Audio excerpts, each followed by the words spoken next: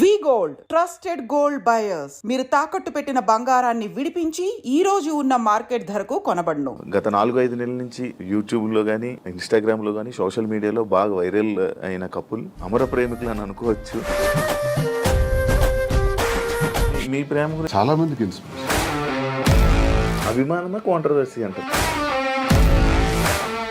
ఈ ఏజ్ లో ఇలాంటి టైంలో మీరు ఒక 10 మందికి అలా కాదు, ఇంట్లో ఉండాలి, ఏ కష్టం వచ్చినా నిలబడాలి అని చెప్పలే కానీ ఇలా చేయడం ఎంతవరకు కరెక్ట్?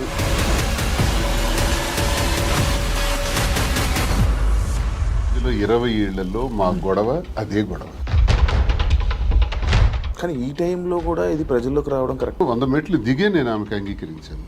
అప్పటికీ కాంప్రమైజ్ కాలేదు. ఆ తర్వాత తాళం వేసేస్తున్నారు ఇంటికి.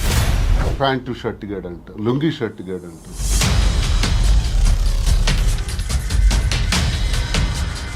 మీ ఎక్స్ హస్బెండ్తో నేను ప్రాబ్లమ్స్ ఏం లేవా మీకు? ఫ్యామిలీకి ప్రిఫరెన్స్ కంటే తను ఎక్కువ మిమ్మల్ని నమ్మి ఓట్లు వేయడానికి కానీ, లేకపోతే ఎవరైతే జనాలు ఉన్నారో వాళ్ళ మాటలను మీరు పట్టించుకుంటారా? సొసైటీకి సార్ మీ బిజినెస్లు అన్నీ వదిలేసారా? అన్ని లాగేసుకున్నారు. 61 కోట్లు లాస్. కొన్ని వీడియోస్ మీ డ్యాన్స్ చేసి సంబంధించిన వీడియోస్ కొన్ని సోషల్ మీడియాలో వైరల్ అవడం జరుగుతుంది. అది మీరేనా? పిల్ల సైనిక్ గారు ఉంటారు కదా, బచ్చగాళ్ళు. ఆ బచ్చగాళ్ళు ఇక అమ్మాయిని బయటికి లాగాలి పెళ్లి చేసుకుని. మందు పెట్టి ఇలా చేయడం వల్ల, లేకపోతే ఈ ఏజ్ లోనే ఆయనకి అవసరం. ఎవడైతే క్వశ్చన్ అడిగాడో వాడు.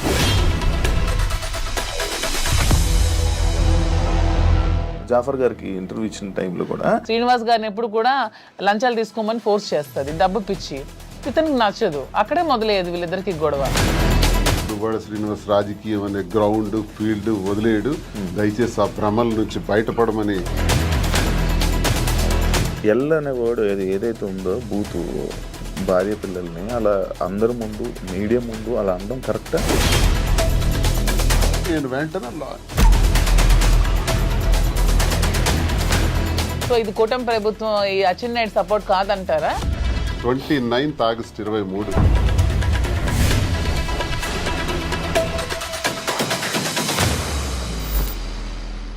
హాయ్ హలో నమస్తే, నేను మీ anchor Shiva. Welcome to iDream media. ఈ పాటికే నా ముందున్న గెస్ట్లు ఎవరో మీకు అర్థమైపోయి ఉంటుంది ప్రోమో చూడడం వల్ల. గత 4-5 నెలల నుంచి యూట్యూబ్లో కానీ, ఇన్స్టాగ్రామ్లో కానీ, సోషల్ మీడియాలో బాగా వైరల్ అయిన కపుల్ అమర ప్రేమికులు అని అనుకోవచ్చు. మాధురి గారు అండ్ దువ్వాడ శ్రీని గారు ఈరోజు మనతో ఉన్నారు. వాళ్ళిద్దరితో మాట్లాడి మనకు తెలియని విషయాలు తెలుసుకునే ప్రయత్నం అయితే ఈరోజు చేద్దాం. హాయ్ అండి, ఎలా ఉన్నారు? హాయ్ సార్, ఎలా ఉన్నారు? బాగున్నారా? February 14th వస్తుంది వ్యాలంటైన్స్ డే. దాని గురించి కూడా నేను లాస్ట్లో ఒక చిన్న ఇది ఉంది మీ ఇద్దరికి, దాని గురించి కూడా మాట్లాడదాం. హ్యాపీయా? Very very happy. మంచిగా ఆనందంగా ఉన్నారా? సంతోషంగా? ఆల్వేస్. ఎటువంటి ప్రాబ్లమ్స్ ఏం లేవా? ఏం లేదు. ఇద్దరు కలిసి ఉండడం స్టార్ట్ చేశాక ఎలాంటి మార్పులు చూసుకున్నారు మీ ఇద్దరు? చేంజెస్ గడిచిన జీవితంలో నేను ఏదైతే కోల్పోయాను అంటే, రాజకీయంగా చాలా అగ్రెసివ్గా, ముక్కుసూటిగా ఎంతటి వ్యక్తి గురించి అయినా సరే పదునైన మాటలతో మాట్లాడటం అలవాటు. ప్రజల పక్షాన పోరాటం అలవాటు. 25 ఏళ్ళుగా 18 సంవత్సరాలు అపోజిషన్ పాత్ర.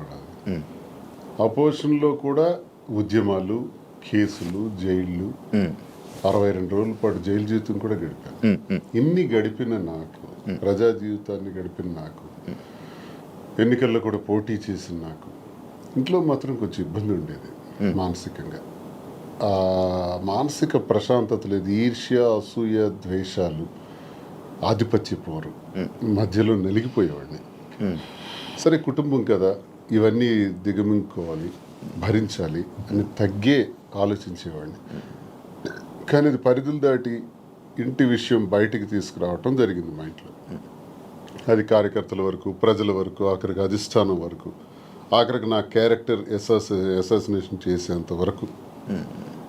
ఇలా వచ్చేటప్పుడు కొన్ని ఒంటరితనాన్ని నేను ఎదుర్కోవాల్సి వచ్చింది. ఇంటికి తాళం వేసేసుకోవడం, ఇబ్బందులు పెట్టేటప్పుడు మేమే రాజకీయాల్లోకి తీసుకొచ్చినటువంటి మా కుటుంబం నుంచి ప్రోత్సహించి మహిళల్లోనూ మంచి గౌరవం ఉన్నటువంటి సర్వీసెస్ ఎన్నో సొసైటీలో చేస్తున్నటువంటి మరి మాధురి లాంటి అమ్మాయి ఉంటే పార్టీకి బలం అవుతుందని తీసుకురావడం జరిగింది. తీసుకొచ్చిన తర్వాత ఆమె పనిచేసుకొని వెళ్తున్నటువంటి తీరులో భాగంగా మా కుటుంబం నుంచే పలు విమర్శలు ఎదుర్కొంటూ చాలా ఇబ్బందులు పడాల్సి వచ్చింది. ఏ తప్పు లేనప్పటికీ, ఏ వ్యవహారం మా మధ్యలో లేనప్పటికీ కూడా మా ఇద్దరిని కలుపుతూ మా ఇంటి నుంచే దుష్ప్రచారం స్టార్ట్ అయింది. ఆ పరిస్థితుల్లో ఆమెకు కూడా చాలా ఇబ్బందులు వచ్చాయి. సంఘపరంగా కానీ, కుటుంబ పరంగా కానీ, కన్నవారి దగ్గర, అత్తవారి దగ్గర అందరూ ఇబ్బందులు వచ్చి తను చాలా ఇబ్బందులు ఎదుర్కోవాల్సి వచ్చింది. ఈ ఇబ్బందుల్లో మీ కూడా నన్ను విడిచిపెట్టేయకుండా నాకున్నటువంటి వ్యక్తిగతంగా నేను ఒంటరిగా అయిపోయి మా పలాసాలలో ఉన్నప్పుడు కూడా నా భోజన వ్యవహారాలు కానీ, రాజకీయ వ్యవహారాలు కానీ అన్నీ కూడా చూస్తూ నాకు భరోసానిచ్చింది, ధైర్యంగా ఉంది. ఆ టైంలో నేను కూడా మాధురికి ధైర్యంగా ఉండాలి, ఆమె కూడా ఒంటరి అయిపోయింది, మా వల్లే కదా పోయింది. మా కుటుంబంలో అందరూ బాగానే ఉన్నారు, మా పిల్లలు బాగున్నారు, చదువుకున్నారు, డాక్టర్స్ అయ్యారు, ఆస్తులన్నీ కుటుంబానికి రాసేసాం. ఇలాంటప్పుడు ఈమె ఒంటరిగా ఇబ్బంది పడుతుంది అని నేను భరోసాగా ఉండటం, కలిసి ఉండటం. కలిసి ఉన్న విషయం రాజకీయాల్లో ఉన్నాం కాబట్టి రహస్యంగా ఉంచితే అది కుదిరే పని కాదు. రాజకీయాల్లో ఉండేటప్పుడు మన తాలూకు వ్యక్తిగత విషయాలను కూడా ప్రజలు గమనిస్తుంటారు. కానీ ఈ టైంలో కూడా ఇది ప్రజల్లోకి రావడం కరెక్ట్ విషయం కాదు కదా. అంటే మరి రహస్యంగా దాయటం వల్ల లాభం ఏంటి? అసలు మనకు జరిగినటువంటి విషయాన్ని ప్రజల ముందు చెప్పటం కరెక్ట్.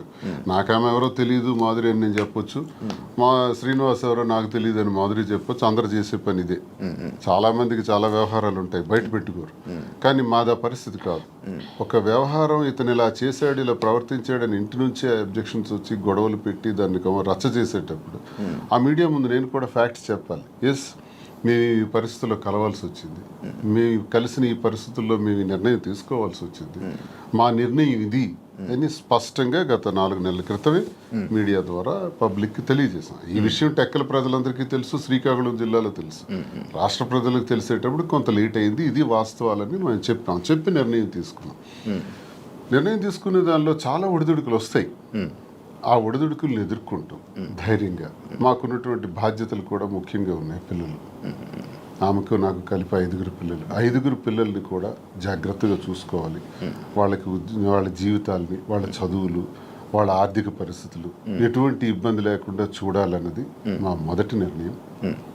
వాళ్ళకు భరోసాగా ఉండాలని. 2, ప్రజలే ఊపిరిగా, రాజకీయమే ఊపిరిగా బ్రతుకుతున్నటువంటి మాకు, మా మీద నమ్ముకున్నటువంటి ప్రజలు, కార్యకర్తలు, అభిమానులు అందరూ ఉన్నారు. వాళ్ళందరినీ కూడా ఒక కంట కనిపెట్టి జాగ్రత్తగా వాళ్ళని చూసుకోవాల్సిన బాధ్యత కూడా మాకుంది. ఈ 2 నిర్ణయాలు తీసుకుని ఈ 2 సమపాళ్లలో చూసుకుంటూ ముందుకెళ్ళాలని మేము నిర్ణయం తీసుకున్నాం. సరే, చాలా హడిల్స్ ఫేస్ చేసాం. Now we are very happy. Actually ఇప్పుడు మీరు చెప్పిన విషయంలో ఇది చూసుకుంటే స్టార్టింగ్ మానసికంగా దానికి ఇంట్లోనే నాకు పీస్ఫుల్ లేకపోవడం వల్ల దీనివల్ల ఈ డిసిషన్ తీసుకోవాల్సి వచ్చింది. అంటే ఈ డిసిషన్ తీసుకున్నారా, లేకపోతే ఇంట్లోనే ఏమైనా అంతా మిమ్మల్ని బాధ పెట్టి ఇబ్బంది పెట్టి అంటే వాళ్ళే కావాలి అని అన్న వెర్షన్ కూడా కొన్ని వీడియోస్లో మనకు కనబడుతుంది. అంటే మిమ్మల్ని కావాలనుకుంటున్నారు, పిల్లలు కానీ లేకపోతే వైఫ్ కానీ కావాలనుకుని అంత ఫైట్ చేసినట్టు మాకు కనిపించింది. మళ్ళీ మీరు చెప్తుంది ఇంట్లో ఇలా ఇబ్బందులు ఉన్నాయి, అందుకు మానసికంగా నాకు లేకపోతే స్ట్రెస్ లేకపోతే ఇవన్నీ ఉండడం వల్ల నేను ఈ స్టెప్ తీసుకున్నాను అంటున్నారు. అంటే ఈ ఏజ్లో ఇలాంటి టైంలో మీరు ఒక 10 మందికి అలా కాదు, ఇంట్లో ఉండాలి, ఏం కష్టం వచ్చినా నిలబడాలి అని చెప్పలే, కానీ ఇలా చేయడం ఎంతవరకు కరెక్ట్ అనేది ఆడియన్స్. ఎంతోమంది జీవితాలకి ఎన్నో గొడవలు ఇలాంటివే నా దగ్గరికి వస్తే సర్దుబాటు చేసి సరిచేసి పంపినవాడిని. ఎన్నో కుటుంబాలను లైనప్ చేసేవాడిని. అది లైనప్ చేసే దానిలో ఆర్థిక ఇబ్బందులు ఉన్నా సరే వాళ్ళకి తోడ్పడి నిలబెట్టినటువంటి పరిస్థితి. నాకే ఇటువంటి పరిస్థితి వస్తాయి. ఇప్పుడు కుటుంబం అన్నాక, వివాహ జీవితం అన్నాక ఎన్నో సమస్యలు వస్తాయండి. ఆ సమస్యలన్నింటిని ఎదుర్కొనే ముందుకు అడుగు వెయ్యాలి. అదే కుటుంబ జీవితం అంటే, అదే వివాహ వ్యవస్థ అంటే. ఇవన్నీ బాగా తెలిసిన వాళ్ళని. కానీ నా పరిస్థితి ఏంటంటే ఆధిపత్య పోరు. ఇప్పుడు ఫర్ ఎగ్జాంపుల్ ఎమ్మెల్యేగా నేను పోటీ చేస్తుంటాను, ఆ టికెట్ నాకు కావాలి. వ్యాపారాల్లో పీక్స్కుంటాను, ఆ వ్యాపారం నా పేరున ఉండాలి. ఇది ఒక విచిత్రమైన కోణం అనమాట. కుటుంబం గురించి జరిగే చర్చ కాదు, ఆధిపత్యం గురించి జరిగే చర్చ. భర్త అయితే ఏంటి, భార్య అయితే ఏంటి అనుకుంటే గొడవే లేదు. ఉదాహరణకు రాజశేఖర రెడ్డి గారితో నేను అడుగులు వేశాను. విద్యార్థి దశ నుంచి ఆయనతోనే నా జీవితం ప్రారంభమైంది. నాకు జిల్లాకు కూడా పరిచయం చేసిన దువ్వాడ శ్రీనివాసన్ రాజశేఖర రెడ్డి గారు. సార్తో అంత చనువుగా ఉండేవాళ్ళం. పాదయాత్ర గట్టిగా ఆర్గనైజ్ చేశాను. ఆ పాదయాత్రలోనే హరిశ్చంద్రపురంలో నువ్వు పోటీ చేయి ఎర్రన్నాయుడికి వ్యతిరేకంగా నాకు టికెట్ కూడా డిసైడ్ చేసేసాను. చేసినప్పుడు సరేలేని ఇంకా నేను ఆ బిజీలో ఉంటుండగా వాణి తండ్రి రాజశేఖర రెడ్డి గారి దగ్గరికి వెళ్ళి ఆ టికెట్ మాకు ఇవ్వాలి, లేదంటే మేము ఇండిపెండెంట్గా వేస్తాం. అప్పుడు రాజశేఖర రెడ్డి గారు స్టేట్లో నా ఒక్కడికి ఒక బ్లాంక్ బీఫామ్ ఇచ్చారు. నీ పేరు రాసుకుంటావో నీ వాణి పేరు రాసుకుంటావో నీ ఇష్టం, కానీ ఏదైనా జరిగితే నిన్నే నేను అడుగుతా, ఎలక్షన్ గురించి నీతోనే మాట్లాడుతూ, you are the incharge of the constituency అన్నారు. సరే ఆ బాధ్యత అప్పచెప్పారు సార్ అని నేనేం చేశానంటే డి వాణి అని పేరు రాసి ఇచ్చాను. అది 2004 సంవత్సరం, ఇది 2024 సంవత్సరం. ఓకే. ఈ ఎన్నికల మధ్యలో 20 ఏళ్లలో మా గొడవ అదే గొడవ. ఆ గొడవ వల్ల మాకు మనశ్శాంతి ఉండేది కాదు ఇంట్లోకి అడుగు పెట్టంగానే. నేను చిత్తడి నేలల కోసం, రైతుల కోసం, మత్స్యకారుల కోసం, స్వదేశీ మత్స్యకారుల కోసం ఒక 7-8 సంవత్సరాలు ఉద్యమాల్లో ఉండేవాడిని. ఆ ఉద్యమాల్లో నా మీద కేసులు, 18 కేసులు, 62 రోజులు జైలు జీవితం, నా మీద ఫైరింగ్ ఆర్డర్స్, ఇదంతా ఒక జీవితం. వీటన్నింటికి కూడా ఇంట్లో నుంచి సపోర్ట్ ఉండేది కదా. జైల్లో ఉండేటప్పుడు కూడా నన్ను పరామర్శించడానికి కూడా వచ్చే పరిస్థితి ఉండేది కాదు. ఇవన్నీ అనుభవించినా నా గుండెల్లోనూ దాచుకున్నాను. లాస్ట్కి మాధురేనే అమ్మ ఇప్పుడు 28 ఏళ్ల నా జీవితంలో, 25 ఏళ్ల నా రాజకీయ జీవితంలో ఎప్పుడు నా దగ్గరికి మహిళలు రాలేదా? నేను ఎప్పుడైనా ఎవరితోనైనా అసభ్యంగా ప్రవర్తించానా? ఎవరితోనైనా అసభ్యంగా బిహేవ్ చేయలేదు కదా. మరి ఎందుకు ఇప్పుడే వచ్చింది నా మీద? ఎప్పుడు లేనిది ఇప్పుడే ఎందుకు క్రియేట్ చేశారు? కేవలం ఇది రాజకీయంగా వాడుకోవాలి, అంటే నన్ను బదనాం చేయాలి. అంటే మీ ఇద్దరు రిలేషన్లో ఉన్నారని ఫస్ట్ రూమర్ స్టార్ట్ చేశారా? మీకు లేకపోయినా కూడా తను రాజకీయంగా వచ్చింది, నేను రాజకీయంగా ఉన్నాను. ఓకే. ఇలా వస్తున్న వాళ్ళందరి మీద రూమర్స్ క్రియేట్ చేసేయచ్చా? అది ఇంట్లో నుంచి క్రియేట్ అయితే ఎంత పెద్ద సమస్య అవుతుంది. అది తప్పని చెప్పకుండా ఒకటి టికెట్ కోసం ప్రాధాన్యత, టికెట్ కోసం ఒక ప్రయత్నం. ఈ ప్రయత్నాలు నేను ఎలా తట్టుకోవాలి? పిల్లల్ని అల్లారు ముద్దుగా పెంచి, గుండెల మీద పెంచి, ఒక స్థాయికి తీసుకొచ్చి, కుటుంబాని కోసం తలగ్గి, ఆఖరికి టికెటే కదా కావాలి. అధిష్టానాన్ని నేను రిక్వెస్ట్ చేసా, టికెట్ ఆమెకి ఇచ్చేయండి అన్నాను. నేనే తగ్గిపోయాను. అప్పుడు వాణికి అధిష్టానం ద్వారా టికెట్ నేనే ప్రకటింపజేశాను. కానీ మళ్ళీ ఆమె గ్రాఫ్ కోల్పోయిన తర్వాత మళ్ళీ ఆ టికెట్ నాకే రావటం, నేనే పోటీ చేయాల్సిన అవసరం వచ్చింది. సో 100 మెట్లు దిగే నేను ఆమెకు అంగీకరించాను. అప్పటికీ కాంప్రమైజ్ కాలేదే. ఆ తర్వాత తాళం వేసేస్తున్నారు ఇంటికి. ఆ ఇంటికి తాళం వేసేటప్పుడు తలుపులు తన్నుకుని లోపలికి వెళ్ళలేక కాదు, అసలు మనసులో ఏం నడుస్తుంది? టికెట్ కావాలని టికెట్ తీసుకున్నారు, ఇంటికి తాళం వేశారు, సమాజంలో అభాస్పాలు చేశారు. ఇంక నేను ఎలా బ్రతకాలి? కారులో 7-8 రోజులు పడుకున్నాను. ఆఖరికి మా మదర్ దగ్గర వెళ్ళి ఒక 1 ఏడాది కాలం పట్టున్నాను. ఇవన్నీ టెక్కల ప్రజలకు తెలుసు, ఇవన్నీ మీలాంటి వాళ్ళు ఎంతమందికి తెలుసు? ఇన్ని బాధలు పడిన తర్వాత, ఇంటికి తాళం వేసిన తర్వాత, మనసులో నేను ఉండకూడదు, శ్రీనివాస్ నాకు అక్కర్లేదు అనుకునేటప్పుడు నేనేం చేయగలను? అలాంటిది ఎలక్షన్ తర్వాత కూడా ఇంటి మీదకి వచ్చి, ఇంటి మీద కూడా గొడవ పెట్టి, అక్కడ నేను టెంపరీగా కొట్టుకుని ఇంటి మీద, నువ్వు ఇక్కడి నుంచి పోవాలి. కోరికలు ఏంటంటే టెక్కల నుంచి బయటకు పో, ఎక్కడైనా ఉండు, మాధురితో ఉంటావో ఇంకెలా ఉంటావో నాకు అనవసరం, టెక్కల్లో మాత్రం నువ్వు ఉండటానికి వీల్లేదు. ఇలాంటి విచిత్రం. ప్యాంటు షర్ట్ గాడు అంటాం, లుంగీ షర్ట్ గాడు అంటాం, వాడికి ఏముందని చెప్పటం, మేమే తిండి పెట్టి పోషించాం, వాడు ఒక పూర్ ఫ్యామిలీకి చెందినవాడు అంటాం. అవునండి, ప్యాంటు షర్ట్ లుంగీ షర్ట్ గాడు భార్య అంటే వాళ్ళ అమ్మని, మా అమ్మని తిట్టడం, మా తమ్ముళ్ళని తిట్టడం, కుటుంబాలని అవమానపరచడం ఎంత భరిస్తాం? మీరు మీడియాలోనే చూసారు ఈ మాటలన్నీ. ఇవన్నీ భరించుకుంటా, తల్లిని తిడితే భరించాలి, తమ్ముళ్ళని తిడితే భరించాలి, నన్ను అవమానపరిస్తే భరించాలి. ఇవన్నీ భరించుకుంటానే ఉన్నాను 28 ఏళ్ళు పిల్లల కోసం. కానీ మరి తనది రహస్యంగా ఉంచలే. అది 4 walls మధ్య సెటిల్ అయి ఉంటే, నిజంగా అభిమానంతో భర్తే కావాలని తను అనుకుని ఉంటే మాధురి ఇంట్లో ఉండేవారు, నేను నా ఇంట్లో ఉండేవాడిని. కథ ఇంతవరకు వచ్చి ఉండేది కాదు. పరిస్థితులు, ప్రభావాలే మమ్మల్ని ఇంతవరకు తీసుకొచ్చిన ఈ పరిస్థితుల్ని మనం రహస్యంగా ఉంచుకోకూడదు, ప్రజలకు చెప్పాలి. ప్రజలకు వాస్తవాలను తెలియజేస్తే, వాస్తవాల ద్వారా వాళ్ళు మంచి చెడులను గ్రహించి ప్రజలే దేవుళ్ళని నమ్మిన నేను ప్రజలకు ఇవి నేను తెలియజేస్తే, వాళ్ళే మనకు అగ్రభాగాన్ని కూర్చోబెట్టగలరు, లేదా అధోపాతాళానికి తొక్కేయగలరు. ప్రజలకు ఆ శక్తి ఉంది. కాబట్టి ప్రజలకే చెప్తే నాకు న్యాయం జరుగుతుందని నేను నమ్మి ప్రజలకు మేమిద్దరం కూడా వాస్తవాలు తెలియజేస్తాం. ప్రజలు మా పరిస్థితికి ఇలా ఉండడానికి మా ఈ పరిస్థితులు, ప్రభావాలే కారణం. ఆ కారణం నేను ఒంటరి, తను ఒంటరి, రోడ్డు మీద నిలబడాల్సిన పరిస్థితులు వచ్చేటప్పుడు ఒకరికొకరు భరోసాగా నిలబడ్డాం. ఆ భరోసా ప్రేమగా మారింది. ఓకే, మీరు అప్పటికి ఒంటరిగా ఉండేవాళ్ళ, మీ హస్బెండ్ గారు ఉండేవాళ్ళ అని విన్నాను. లేదు, పాలిటిక్స్కి వచ్చిన తర్వాత కొద్ది రోజుల తర్వాత ఈవిడ డిస్టర్బెన్సెస్ వల్ల నేను కొంచెం ఒంటరిగా ఉండడం జరిగింది. ఓకే, ఈయన గురించి ఒంటరిగా ఉండడం స్టార్ట్ చేశారు, లేకపోతే లేదు, ఆవిడ వలన నేను నా ఫ్యామిలీకి దూరమే ఒంటరిగా ఉండటం జరిగింది. ఓకే, మీ ఎక్స్ హస్బెండ్తో ఏం ప్రాబ్లమ్స్ ఏం లేవా మీకు? ప్రాబ్లమ్స్ అంటూ పెద్దగా లేవు, కానీ డిస్టర్బెన్సెస్ అంటూ ఉన్నాయి. అంటే తను ఎప్పుడు ఫారెన్లోనే ఉంటారు, తను ఎప్పుడు ఇండియాకి రావడానికి ఇష్టపడేవారు కాదు. నాకు ఫారెన్కి వెళ్ళడం ఇష్టం లేదు, నాకు ఎప్పుడు ఇండియాలో ఉండటం ఇష్టం. సో మేము ఎంత రిక్వెస్ట్ చేసినా వచ్చేవాళ్ళు కాదు. ఫ్యామిలీకి ప్రిఫరెన్స్ కంటే తను ఎక్కువ మనీకి ప్రిఫరెన్స్ ఇచ్చేవాళ్ళు. మేము చాలాసార్లు అడిగాం, ఇలా నాకు లోన్లీగా ఉండడం ఇష్టం లేదు, మీరు వచ్చి ఫ్యామిలీతోనే ఉండండి అని. తను ఒప్పుకునే వాళ్ళు కాదు. సో అలా మా మధ్యన డిస్టర్బెన్సెస్ పెరిగాయి, వాని వల్ల ఇంకొంచెం పెరిగి ఇంక సెపరేట్ అవుదామని నిర్ణయించుకున్నాం. ఓకే, మీ ఇద్దరు కలవడానికి రీజన్ ఎవరు, అసలు ముఖ్య కారణం ఎవరు? అంటే మీ ఇద్దరు పరిస్థితులు ప్రభావాలు అవసరం. పరిస్థితులు ప్రేమ కాదా?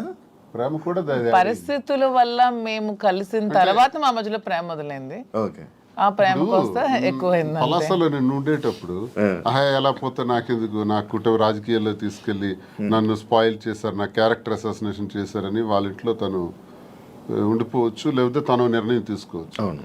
ఇంకా నన్ను పాపం ఒంటరిని చేస్తారు, ఆయన వెళ్ళి పలాసలో ఉన్నాడు, ఎలా భోజనం చేస్తున్నాడు, ఎక్కడికి వెళ్తున్నాడు, ఆయన కార్లు ఏంటి, ఆయన మనుషులు ఏంటి, ఆయన ఎక్కడ ఉండాలి, ఇవన్నీ చూడవలసిన అవసరం తనకేంటి?